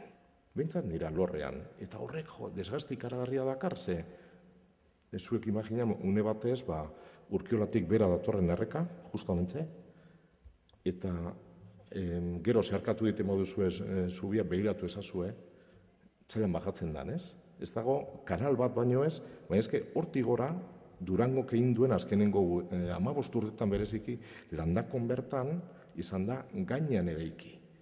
Uholdeak etorriko dira, zein da erantzuna obra gogorragoak egitea. Eta horretan gaude gu etengabe, ez? Ni horrek unibertsitateen ranking horrek baino gehiago arduratzen nau. Ezagutu eta aplikatu ez. Etekin sozial ez dalako begiratzen bezik eta, ez dakit, datozen urtetan 7.000 milioi izan daiteke euro inbertitu ingo direla berrikuntzan eta ikerketan eta enpresekin binomio publiko-pribatu horretan eta ni dardarkasten naiz. Non egingo dute hori? Golde lautadaetan, poligono berrietan, eta bakit nahiko sektario naizela, zentzu horretan, ez? Eta ez dudala konpartitzen kolore ilun horiek esate baterako, nahiz eta guztiok begibistan eduki, baina diagnostiko horretan ikuste dut gaineratu behar dugula hori. Aurrerapen izugarria ditugula, jende asko oso ondo formatuta, baina apurtxo bat hori, bihotzarro horrekin bizi behar dana. Ez dakit Joserraren ameatxua izan ez ote den, errekaren bat etorriko ote dela landako erabat eramango duen aurretik, amaitzeko proposamena ote zen. Esan bezala, zuetako norbaitek galderarik baldin balu, ipurik, azalpenik, eskaerarik, oraintxe duzu unea, ez dakit, igual azkenengo bi ordu hauetan hizketan ahaztu zaizue, ala ez? Enaiz gehiagik lusatuko horretan, inork ez baldin badu asmorik, nik uste dut, bai, oso ondo? Agian galdera gordinegia da, eta ez da gazu zertan erantzun beharrik, baina iruditzen zait, balio dezakela ikerlari gazteontzat, immunizatzeko txerto bat bezala edo. Zein izan da zuen ikerketa karreran jaso dezuen hostiarik handiena? Nondik etorri da, eta nola indezue aurrera? Kotilleoa hasi da. Ekin lasai asko. Ez diogu jori kontatuko, ez da gela honetatik aterako. Kamara, ez, nik uste dut ikertzaile gisa, esate baterako, mimo handiz prestatu gauzak, bai argitalpenak edo proiektuak, eta ezetza jaso. Hau ba, beste inok ez ikustea hor dagoen interesa. Hori batetik. Eta beste alde batetik, nik gogoratzen du gazteago nintzen, baina askotan talde edo zuzenean ikerketako zuzendariekin ondo edo egineko lanak ez plazaratzea behar den bezala, kasu hori izango da doktoreena, ez? Zartu lerketa hori. Igual gauza bila dira, bat. Eta da, lana egitea etekinik gabe. Eta orduan etzita, ez da, amaitzea. Baina, bueno, gero denborak erakusten dizu hori eramaten ere. Bai, adibidez ni, bi esango nituzke bat zehatzagoa bestea pixkat orokorragoa. Zehatzena izan da, batzutan edo behin prozesu bat garatu izana, bioerregai bat ekoizteko, gainera enpresa batekin eta hori, eta orduan teknologia hor dago, jakintasuna hor dago, baina azkenean zenbakiak ez dute ematen, ez? Ja ez da ikertzearen gauza, baizik eta pentsatzen dute planta nun baiten jartzea, ez dakitzen bat litro ekoizteko, eta zenbakiek ez dute ematen. Orduan, hori porrota da, pixkat, zu ikusten duzulako, egin leikeela, baina, karo, gaur egun ere diruak pixu handia du, enpresa bat dira, eta etekinak hartu nahi dituzte. Agian, bioerregai hori, oraineko izten ari den beste bat, baino onuragarriagoa da, jasangarriagoa, iraungorragoa, baina horrek ez dauka dirutza primarik, ez? Eta gero bigarrena dela orokorragoa, jau da pixkat hori biomasa edo energiaren inguruan, lehen ere aipatu izan dugu uste dut, ez? Ere politikarekin daukan hor harremana, ez? Eta gu bagabiltza hor, gauza berriak asmatu nahian, merkataratu nahian eta horrela, baina, karo, azkenean petrolerak pixu handia dute, ez daukate inolako interesik hasiera batean bioerregaietan, beraiek benetekin handiak ateratzen dituztelako beste leku batzuetatik, lobby handiak egiten dituzte, eta ere politika dago horren atzean, ez? Orduan, batzutan aurrera egin nahia eta garatu izana, pixkat ikusten da, ez dakit nola esan, ezin dugula edo gustatuko litzaiguken bezala garatu edo gauzak egin hori hor egongo delako horratzean, ez? Beti pixu handi batekin. Iñaki. Ostia borobilena zan, ez, galdera? Hoxe bera. Nik etxe barruan. Deusto erligiosoa da. Orduan, etxe barruan. Zer? Gainditu? Nik uste dut ebitatuz alda neurrian. Egia esan, batek kanpora ikusi begiratu beharra dauka, ez? Eta barruan anklatu ezin duna, kanpoan anklatzea lortzen baldin badu, azken finean horrek ematen dizu aukera, zure potentzial guztia barruan ezpada, gutxienez kanpoan askoz ere handiagoa eta erakargarriagoa izanik, rekonozitu izatea, ez? Orduan, nik aurre egin diot, barrura begiratu ordez, pixka bat burua altxa, eta aldan neurrian salto egin, eta beste hainbat lekutara nire hurbilpena eginez. Hori esango nuke. Eta nik ez dakit zehatzak ejemplua jartzea, baina igual bai batzutan, izan biasa esaten dena inglesez politically correct. Igual batzutan oso zuzena basa, hori igual ez doi ondo, orduan hobeto da esatea lasai, igual ez hain zuzen, eta bestia konbentzitzea o zure eritzea bestiai pasatzea, eta hori ni bai ikusi dut, enpresa munduan, hori beti ikerketa saltzen, eta askotan ez da erreza bestiai zuk garbi ikusten duzu, bai, hau inin bio, baina finantziako jendiak ez da baina ondo ikusten, o esaten da baina horrek diru asko balio da, merezi da benetan, orduan hori konbentzitzea oso importantea dela negoziatzea eta zela gauzak esan, ez? Eta gero beste adibide bat, justo neri ez jaten pasau, baina neguanian enpresa farmazeutikoan lagun bat, laneko neska batek, itxezeban proiektuak ez zibena funtzionau behar. Osa, bagekiun zebela funtzionau behar, baina bera froga hon behar zeban, eta hori beretako oso frustrantia izen zan, ez?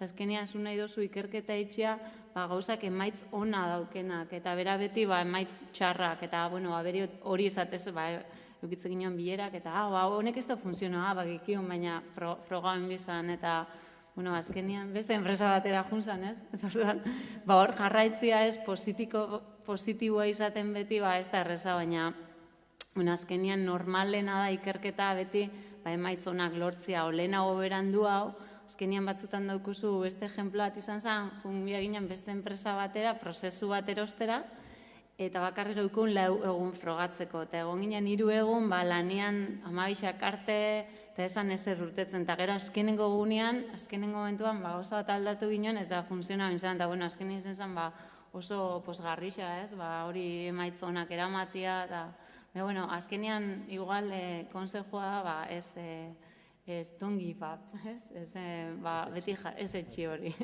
jarraitzea.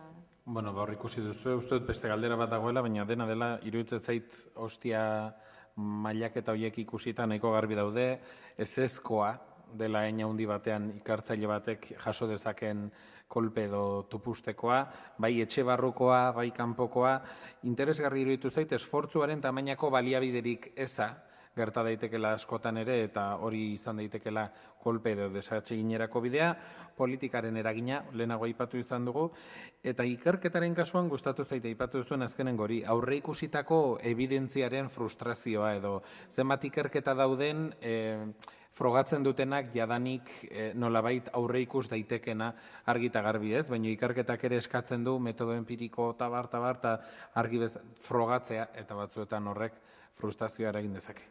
Horrengo galdera. Lehenengo eta behin guztoko jaten eskertzie zuen esperientziak eta buru bat elkarra banantzie, eta bintzat niretzako ondo etortze jat, eta eskertzie.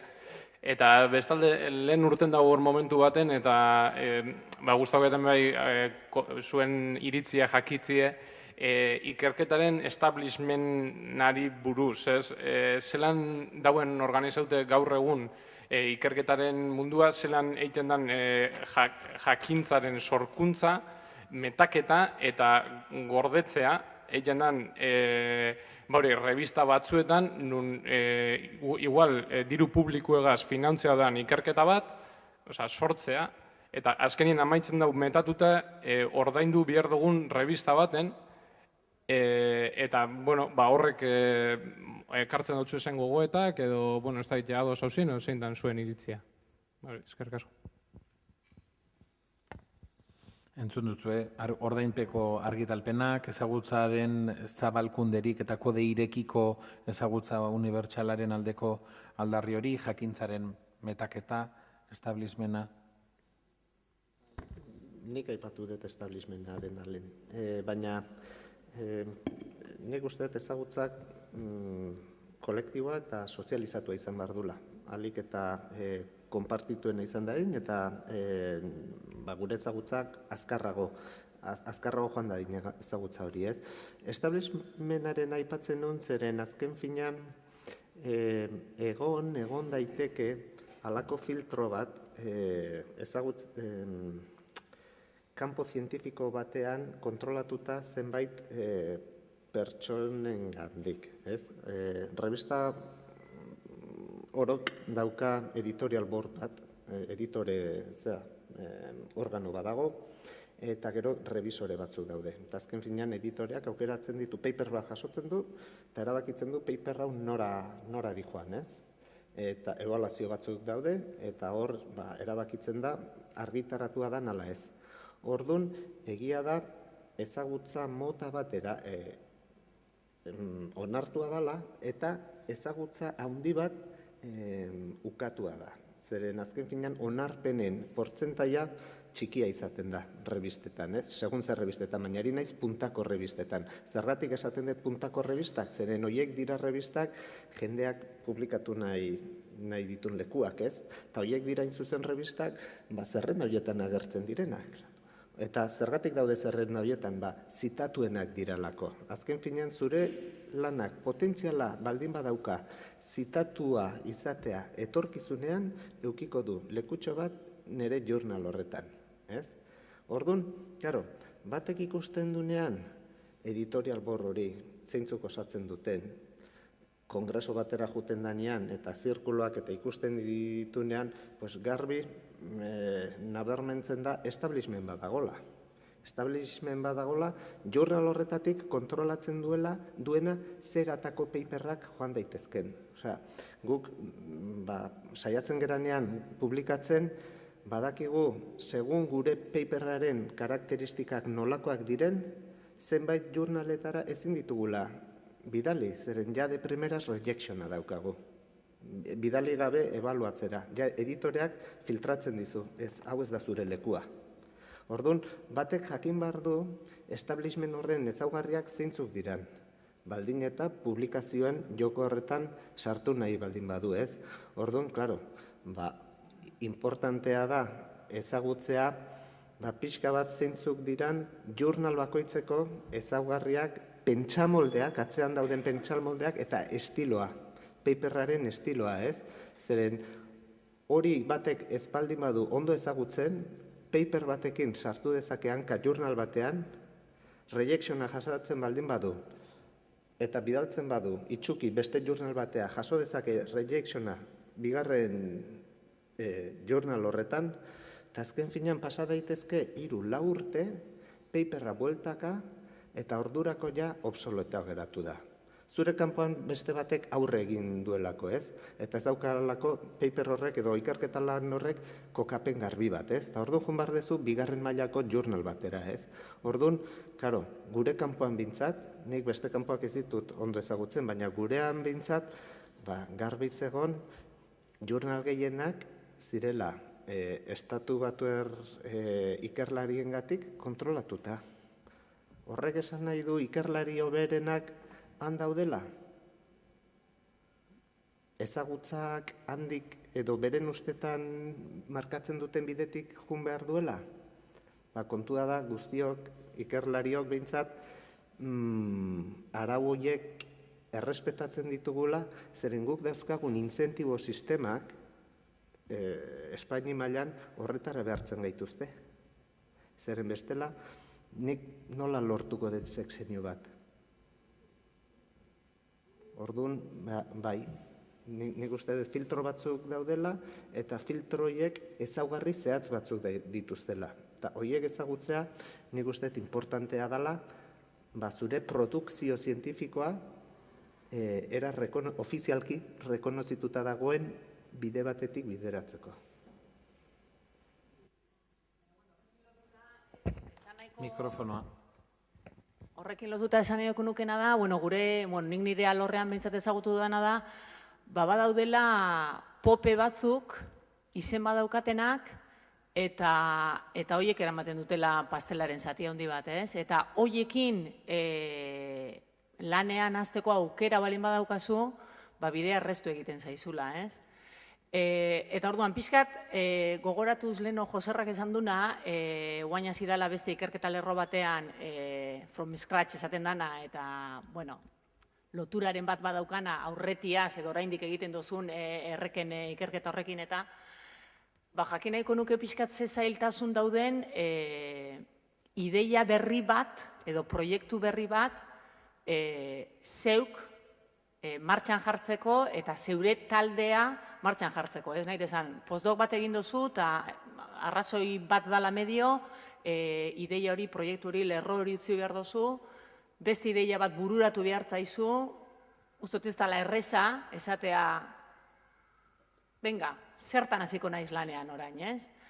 Eta horrek dakarren, horrek dakartzen zailtasunak, ez? Zuk zeure buruari esan zertan hasiko naizen, baina nola hasiko naizen, ez? Ez badaukat 30 artikulo ez dakizein inpaktu faktoretako aldizkarietan, bide hori uztartzea ez dela bat ere erreza, ez? Eta uste dut, ikergazte asko, edo batzuk behintzat, egoera horretan daudela, ez? Nahet esan, Danian bezala, ez? Gauzak ondo joan balin badira, erreza guztartuko duzu bide hori, eta traketxibili balin bazara, gian ez daukazu aukera aurrera egiteko, ez?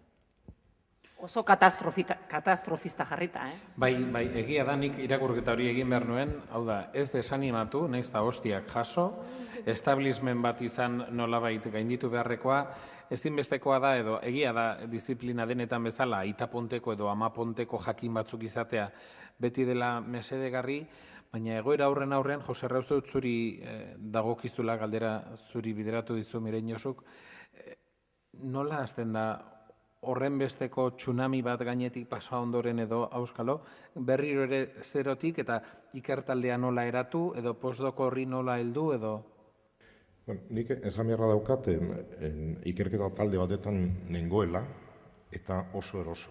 Besteak beste, establishment horren partea zalako, edo, holan esan da ez dakiba, bintzate mekanismoak ezagututa. Neurri handi batetan, puntako aldizkarietan, beste kontu bada, fizikoki zaudenean fakultate batetan, eta gehien bat gure kasuan, laborategian mendiko lana eta egunerokotasun horretan zaudenean, ez da, nire buruz ez da etiko, horre jarraitzea, hortik eskegita, eta ekarpenak egiten, eta orduan, nik erabaki nuen beste hori astu barik, eta kolaborazioak eta mantenduz, baina beste ikerketa lerro bat nire zail berri horretan egokitu egiten zana. Zailtasunak, lehendabizikoa da, zail horretan, bintzaten inauen tokian, ez dagoela ikerketarako tradiziorik. Hori da, importantea, beste ikerketa talde batetan gehitu, hasierako favoreak eskatuz, edo bestelako lanak edo muskulu erakutziz, izan daiteke, baina ez dago tradiziorik. Bai ostera, nire uritzen zaiten, beharri izana eta gure eginkizuna bala, ez da? Orduan, nik hautatu indudana izan da zerbait oso gustokoa dudana, lehenengo eta behin, motibatuta egoteko. Eta bigarrena, nazioarteko mailan aukeratzea zeintzu diren kongresu potentenak, alorro horretan. Kongresu horietan saiatzea lehen Iñakik esaten zuen, nola baiteko onezpen hori bere ganatzen, hau da, ontzat ematen badute zure proposamena, zertxoai bada, ematen du, iritsitzarela maila horretara ez ezaguna dan mundu batetan, baina irakurtzen, liburu berenak eta lantzen eta paperrak eta zeintzu diren editorialak eta aldizkari potente horiek, eta gero zita horiek erabile egiten dituzu jakina. Eta behin kongresu batetan zaudenean, fijatu nor da nor, eta alba duzu brasa emon luntz batetan edo esan ez, jo, interesekoa ikusten dozu eta kontxo, honez, zer gertatzen da, editorial edo editore moduan jasotzen duenean gutun hori, esan ez, espero dezakedana da, ontzat emotea, bueno, eta gorantziak zein ondo ibili ginen, ez daki non, ez? Bueno, ez da, prakak ondo lotuta, baina, bueno, apur bat esaten duzu, bale, pues igual, ematen dizute, baina estandar berri horietan egokituz. Eta ni horretan ari naiz. Ia dizka iristen dan. Baina, bueno, duintasun osoz, Horti doa uste dut. Eta gazteentzako oso garrantzitsua, asko irakurtzea jakina, kongresutara joatea, lehenengo ikergazte moduko kongresuetan, harreman sare hauekin hartu, elkartu ingo zaetelako batedakin non, urrengo baten, eta gero Europa mailan eta alba duzue kanpora ere. Ogorleko hiek eskuratu, brasa emoten zuzendariari danalakoari, kanpora mugitu, eta orduan harreman pertsonalak eraiki eta intelektualak ere. Bueno, uste dut hori dala bidea, baina lehenengo tamen gustokoa dan zerbait sentitu eta estimulatu edo motivatu, ez da hitza, zein den. Iñaki, bai. Miren, Josuk esan duena oso importantea dela. Zeren gauza bada batek aurre ikusi dezaken trajektoria, ibilbidea, gustatuko litzaiokena eta beste bat errealitateak baldintzatzen diona, ez? Eta agian berak nahiko luken hori ezin du lortu eta zirkustantzi bategatik bidea zertxobait okertu egin behar du, ez? Beste gai batean sartzen dalako, ez? Gai berri batean, ez? Nere aholkoa izango litzateke desbideratze hori alik eta gutxiena izatea, zeren egia da denbora pasala gero norberaren kurrikuluna baloratzen denean batek justifikatu behar izaten du bere trajektoria zergatik egin duen bide horretatik, ez? Eta baldin bada trajektoria bat guztiz okerra non alde batetik eta bestera ibili dan, zaila da hori justifikatzea. Eta egia da batzutan, zirkustantziek, zure eskutik kanpo dauden zirkustantziek, bide hori egin behar izana bultzatu zaituela, ez? Hori etorkizunean 10, 15, 20 urteko trajektoria daukazutenean eta aurkitzen zeatenean konbokatoria bat, momentu honetan Espainiatik Ministerio de Ekonomia y Competitividad dauka konbokatoria bat, eta esaten du, ez aurkeztu niri zure kurrikulum guztia, paper guzti horiekin. Esan nazu zure 7 ekarpen nagusienak zeintzuk izan diren eta justifikatu nazu zure ibilbidea zergatik oinarritu den 7 mugarri horietan. Claro, bat ibili baldin bada, lorez lore, ez da erresa hori justifikatzea. Horretik esaten denik uste importantea dela iparra ondo zentratuta eukitzea, horregatik pasioa sentitu, burrukatu alde zuten guztiena, eta alik eta bide erosoena beti ipar horren barruan, ez? Jorratzea hori izango litzateken eta aholku importante bat. Zeren ariketa hori inoiz ziurraski tokatuko zaizue. Justifikatzea zergatik eta nola iritsi zeaten honea. Eta esatea izan dela improvisatuki ez da erantzun konbintzente bat. Horire, bai, bueno, badago hori justifikatzerik ere, nik esan nahi dudana da, ni biliko banintz, bastakit, ikerlerro batzutan non, ez dudan konsistentzia asko ikusten, ez? Zeren azken finean zuari zea poso bat garatzen. Eta posoe horren gainean ari zea zientziaren ezagutzari kontribuzio bat egiten, ez? Baina kontribuzio horrek ibilbide bat, logiko bat, ez baldin badauka, nik momentoren batean arazoak eukiko ditut. Puskatzailea izan naizela, izan naiteke, eta derrepente paradigma berri batekin etortzen naiz. Ojala, gaitasun hori eukiko banu, eta gaina ondo justifikatuta eta ondo errotuta, ez? Nik uste dut horietako gutxi egon daitezkela, ez? normalenak garenok nik uste dut nahikoa eta desente eta izerdi nahiko bota behar dugu justifikatzeko nolatan iristen geran onera edo onera edo onera, ez? Eta hori da, ez da kasualitatea. Adibide bat jarriko dizut. Orain dela urte gutxi tokatu zitzaidan ikertaldean, ekonometra bat oso ona, oso potentea. Noski, ekonometriak dauzka ezaugarri transversal batzuk. Azken finean, medikuntzarako balio dezake, enpresarako balio dezake, edo beste hainbat zientziarletarako balio dezake, ez? Hau, ona zen ekonometrian, baina bere kurrikuluna nonbait gure bidetik, ekonomia bidetik, pixkat markatzen ari zen, baina bera etzan kontenido aldetik oso aditua ekonomia gaietan, baina lan empirikorako oso trebetasun handia zeukan, ez? Orduan, bere kurrikuluna ez da izan ekonometriari egin dion ekarpen baten araberakoa.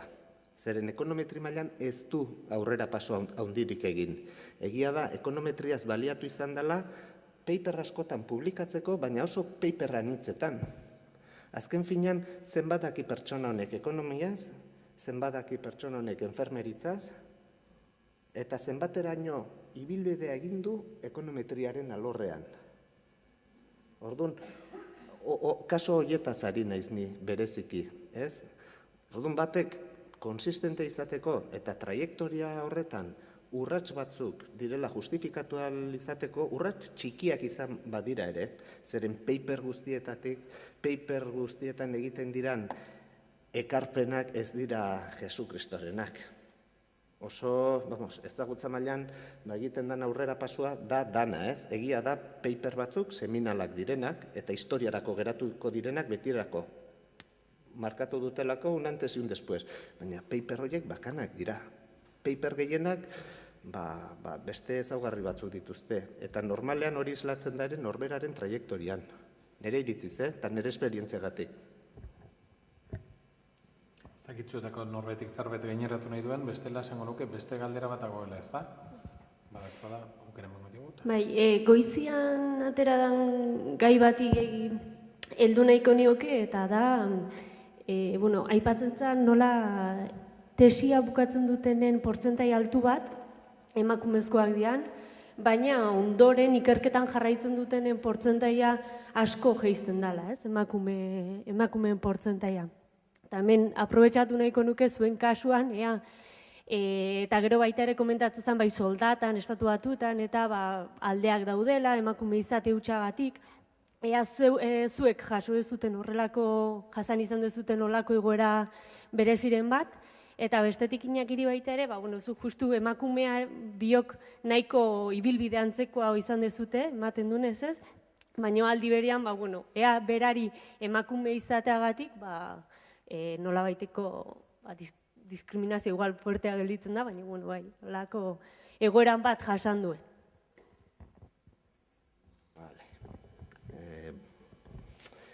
Hasieratik hasiko naiz. Ez dakit, insertzioa emakumearena bizitza akademikoan gutxiagoa dan proportzionalki gizonezkoena baino. Egia esan ez dakit. Nik behintzat nire inguruan, eta naiz beti Deustoko inguruan, ez detalakorik ikusi. Egia da ere, kaso ezberdinak egon daitezke. Nire azkeneko, zuzendu den azkeneko tesia ez dezu sinistuko, ze zaugarritakoa zen. Hau da emakume bat, 74 urte zituen, Txilekoa, adin horrekin tesi batean enbarkatzean nik uste dut berak etzuela garbi ikusten, baina berak bazekin nire gaiai ekintzailetasuna zala, berak bere bizitzan 3 enpresa sortu zituen, etorri zan Txiletik ona Euskal Herrira, eta nik berez Miamin ezagutu nun kurso batean. Eta esan zidan, Iñaki, antes de morirme, tengo un sueño, quiero doctorarme. Claro, niri gustatuko litzaidake emakume horrek bizitza akademiko bat, emankorra, zientifikoki eukitzea, paperrak elkarrekin kolaboratzea, eta baina benekin bere insertzioa mundu akademikora etzala posible izango. Berak, bere tesia naizun, bere autosuperazioko zerbait bezala, ez? Eta ziur aski etzekien aldez aurretik zer zetorkion, ez? Orduan, kaso hoietan, hori da kaso partikular bat, gizonezkoa izan zitekeen, Gaina emakumeari tesia egiten ari zela hemen, etorri zanean senarra hil zitzaion, eta izan zen abentura bat. Baina, esan nahi dudana da honekin, emakumeen insertzioa mundu akademikoan, nik behintzat gure unibertsitatean ez dut ikusten oztopatua.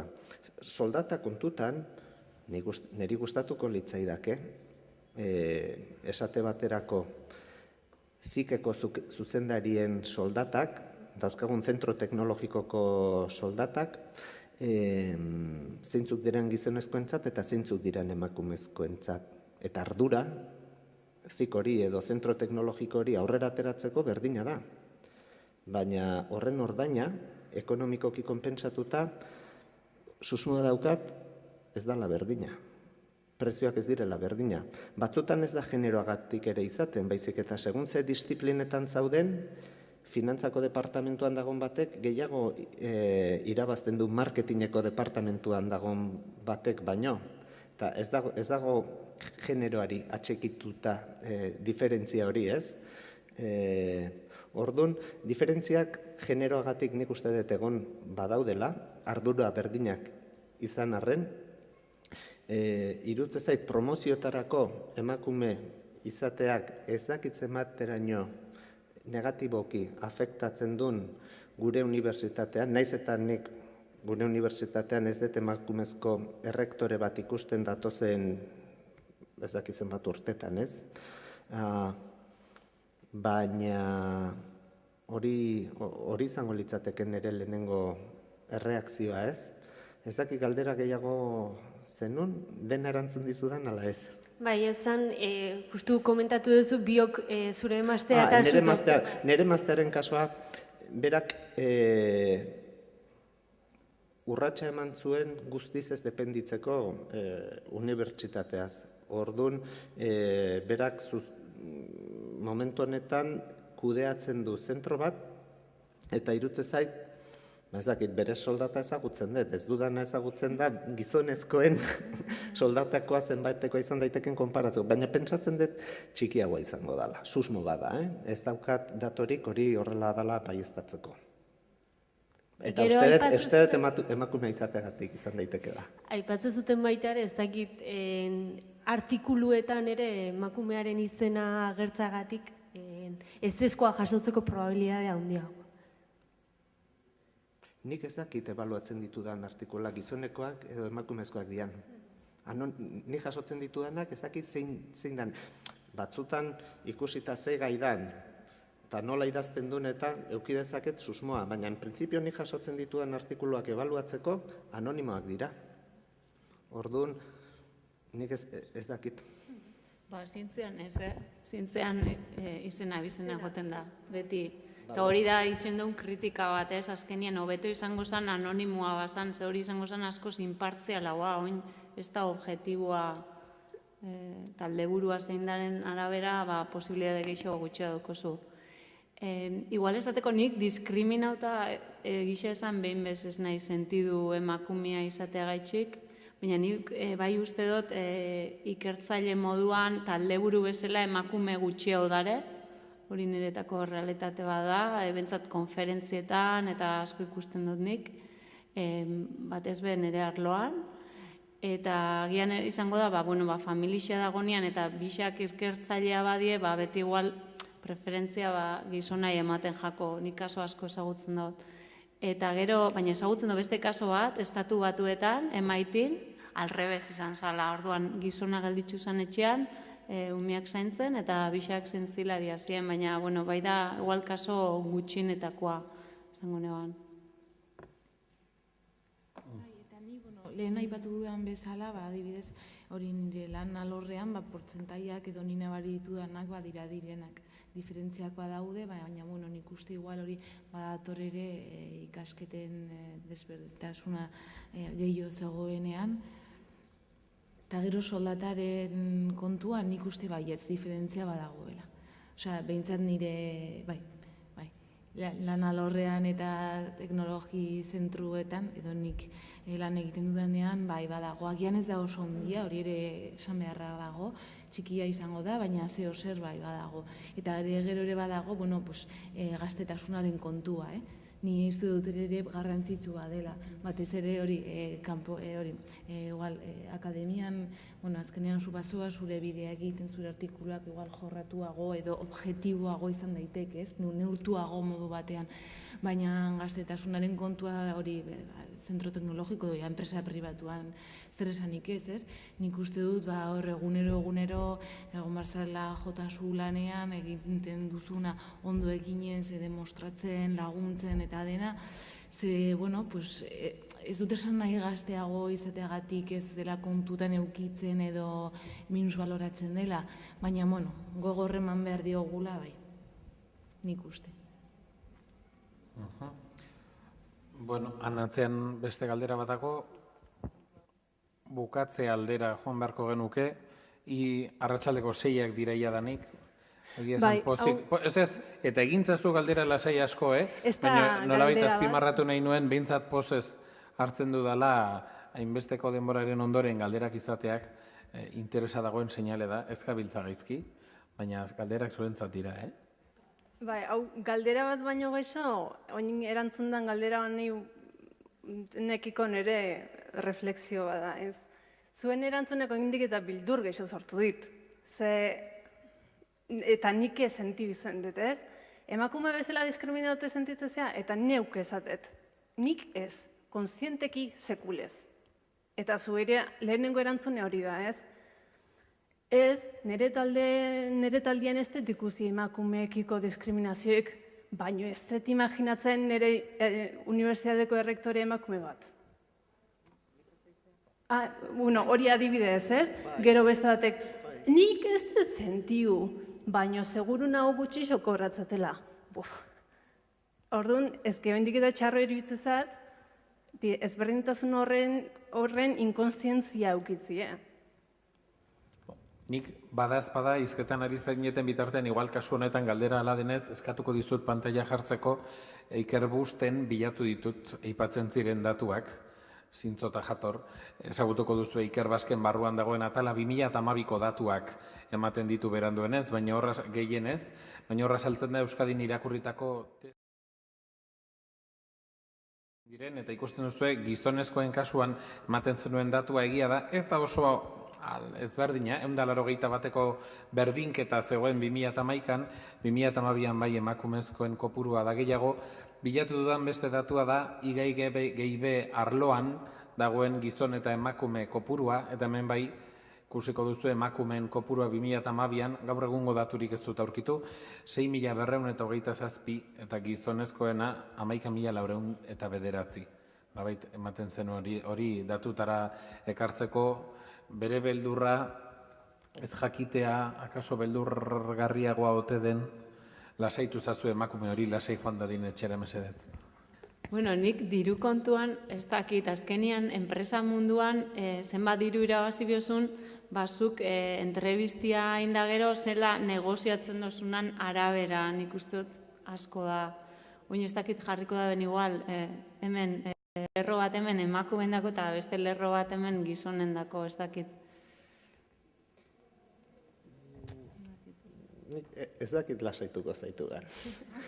Baina, esan nahi duena da, daude nire unibertsitatean, Deustotik nator, jesuitek agintzen dute, orduan, zenbait kargutarako nik ez diskriminazio berezirik ikusten. Nik dekano bat emakumezkoa eukidet, emakumezkoa, eta pentsatzen dut, dekano izateko ez dago inongo arazorik, are gehiago.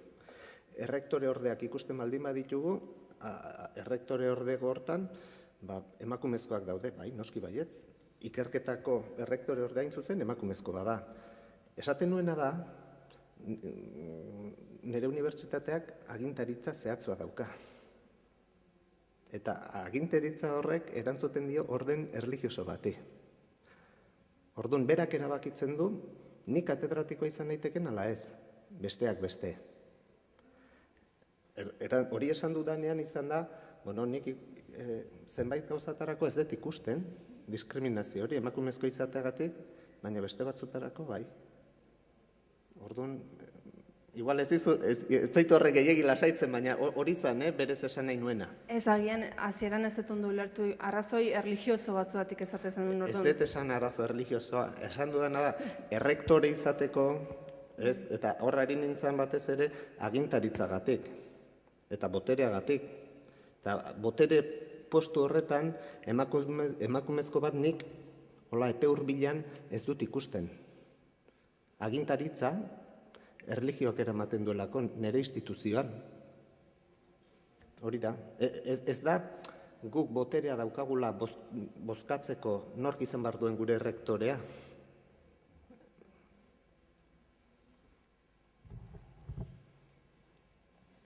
Segi. Errekak harrapatuko gaitu, landako gainetik pasatzen denean, Joserrak aztiratu digu, baina. Puntu interesgarri pilo bat entzun ditut, gauza pare bat etorri zaizkiet burura, ni medinkutza arlotin nator eta agian bias edo olako agian realitatea ez dut ikusten hain argi. Ikusten nuen alde batetik ematen duela ikerkuntza, ez dakit, olako impactu internazional erantza, ez da. Nik medikuntzan askotan ikusten duena da, talde puntero bat, ez da, igual ez dakiela bere departamentuan, ez dakit, zenbat diagnosi dituen kasu honena edo bestearena. Eta zain dena da, askotan badagoela olako enpresetan ere adibidez, irekitzen dituzte enpresa zentro handiak edo, baina ez dakite beraien langileen barruan, beraien estadistikak, ez? Orduan, ikerlari moduan eta zientifiko moduan edo zientifiko buru hori bezala, ez dakite ze puntura arte, ez dakite, pixkate zurrun gaudela eta gehiagik behiratzen dugula kanpora eta internazionalera eta gure talden barruan ere eta zientziaren basea den edo oinarria den gauza pilo bat beste alor batzutan gertatzen den bezala ahazten gabiltzala. Hori izan bat eta horrekin doana, ez dakit nik uste dut Iñakik esan dozu popeak azkenean hor paper horretan esaten duena hori jarraitu dela. Nik agian esan duena nik uste dut ziklo hori ez da, bekak, proiektua, paperrak, eta benga, vuelta eta vuelta eta vuelta hor. Nik uste dut agian kritikoago izan beharko ginektela, egoera pilo bat ikusi ditut, ni nabilen medikuntza alorretan, pope horiek itxu daudela, ez dakit, gauza batzuk ikusten eta azkenean talde txiki bat dator eta pum, eta ekarri egiten du. Nik uste dut hor badagoela potentzialaren ez dakite ideia, ez pope hori 18 urte zituenean eta karrera hasi zuenean esan inor, baina nora heldu da eta potentzialaren ideia hori ez. Eta horretik esaten zenuenan nik uste dut ere estadistikak badakigu ikerketan estadistika dela, segun eta nola begiratzen dugun estadistikari, 10 pertsonatatik 10 ez dakite eritzi ezberdin jasoko ditugu. Eta horregatik ikuste dut, zientzian ere oso importanteana multidisziplinar taldearen kontu hori ez, eta bukatzeko ideia horrekin ikuste dut, Euskal Herrian oso garrantzitsua dena da, unibertsitate nahiko gaztea dela, ez? Unibertsitatearen ibilbidea gaztea, eta nik uste dut oso positibo, ez? Urte gitxi hauetan ematen dabilen askunde, nik kanpoan ibili naiz urte batzuetan eta flipantea da, berriz etortzea da, zer gertatzen dabilen ikustea, eta nik uste dut Euskal Herrian badaukagula gauza, euskaldun sentimendu horren edo, badu etxean geratzeko eta ahalbidetzen du anistasun hori elkartzeko eta argi dago kasu honetan hemen gaudela errezago gertatzea, ez? Eta nik uste dut potentzial eta multidisciplinari kontu hori buruz eta oinarriak ez azterena eta dena dela bat ez, eta nik uste dut, ez dakite non orke zozer gehiago esan nahi duen, baina burura etortzen zizkidan gauza batzu zirela. Ez dakit zerbait gaineratu nahi duzuen, bestela 2 minutu falta dira 3 ordu zehatz pasatzeko hemen jota fuego. Nahi baldin baduzue puntuka egiteko azkenengo aukera emango dizuet, azken hitzerdi bana, azken konturen bat, baina galderak bukatuta zerbait gaineratu nahi baldin baduzue, eta bestela akabo. Puntuka, oso laburra. Dinote, hasi gara esaten, askotan ez dela norberak hartzen dituen erabakiak, baizik eta norberak bilatzen dituen aukerak. Erabakiak gero, bizitzan zehar askotan hartu behar dira, ez? Eta, pentsatu behar dugu ganera hartutako erabakia hoberena izan dela. Baina, dinote, aukerak sortu egiten direla, eta askotan izaten da potea garbitzen, edo laguntzen modu desentralizatu batetan, zikera ikasi alizateko edo sakontzeko alor batetan, ez? Orduan, beste gabe, animo handiak eta energiak egon badaude. Norberak, motibatu egiten bada, behintzat, eta jakintzak behintzat, rekonpensa ikargarri handiak ematen ditu. Goizeder, azken puntu bat. Bai, ni aldetik nik esango nuke, berak esan dudanari gehituta, oso garrantzitsua dela motivazio edo motibatzen gaituen gai baten inguruan aritzea. Ikertzailearen bidea luzea da. Bideratuta baldin badago gai tronkal baten inguruan edo horrelako zerbaiten inguruan oraindik hobeto, baina horrexegatik bertagatik asko hobeagoa izango da eta zuen ibilbidea errazago eginen duzue motibatzen badizuen gai baten inguruan baldin bada. Iñaki, epitafioa. Bai, nik uste dut ikerketa munduan parametro batzuk daudela, eta parametro horien barruan murgiltzen jakin bar dela.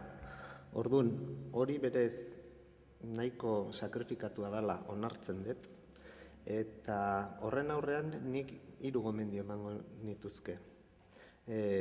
Alde batetik pasioa sentitu behar da, lanagatik, hori nik uste oso importantea dela. Ez bat dezute pasioarekin sentitzen, behar bat bezala sentitzen baldin badezute,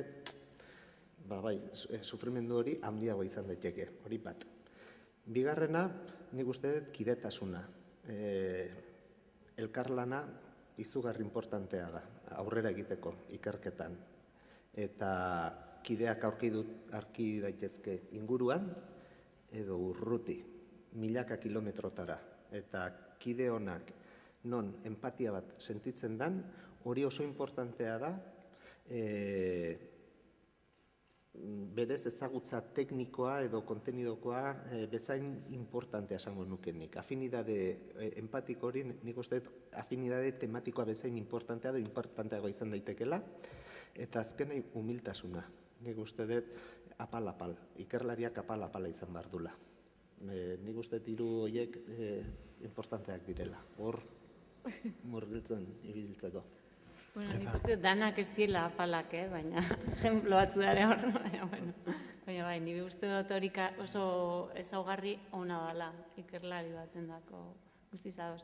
Nik uste dut isa komentarixo danak esan dadare, igual esan erantzuteko azkenengo galderai, erantzuno, beste zerbait esateko zen, hori medikuntza arloan adibidez, azkenian lan itxen duzu kimikariekin, medikuekin, biologoekin, eta horrek be aberastasuna ekartzen dago, arlo ezberdinak, edo suerti eukitzea gai horretan lan itxea, eta zintzilari ezberdinak, arlo ezberdinetakoak ezagutzea, eta zela askotan hizkuntza ezberdinak itxen duzu eberba. Bakoitzak, nahi dozu esatia gauza, baina bakoitza beste ikuspuntua dauka, eta hori oso importantea da. Eta ia, bukatzeko, nik esango neban, hori, aukeratzea gai bat gustatzen jatzuna, baina ez da bakarrik izan behar gai bat, posible da bai arloz aldatzea nik adibidez aldatu dut, eta gogorra da berriro asko ikasi dozulako, baina posible da gai bat baino gehiago topatzea gustatzen jatzunak, eta importantea hori aukeratu zerbait gustatzen jatzuna, ordu asko sartu dizu, eta orduan hori importantea. Eta gero hori, izatea nahiko lasaixa eta ez oso arrua, ez? Ze azkenian faioak danok itxen dugu eta rekonozitzea behondo dago, ez?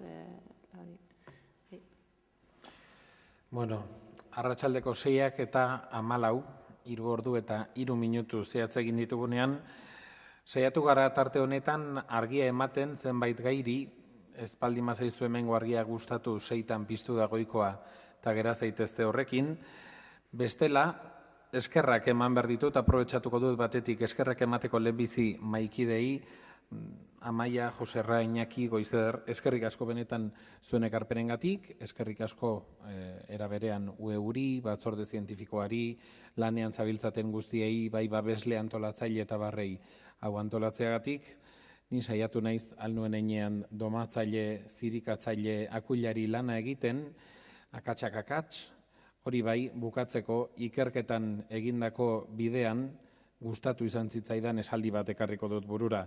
Iturriak aipatzea beti oso importantea da, eta Niels Bohr fizikari daniarrak esaten zuen. Aditua da, arlo zehatz batean, egin zitezkeen akats guztiak egin dituen pertsona. Segi akatsak egiten. Eskerrik asko.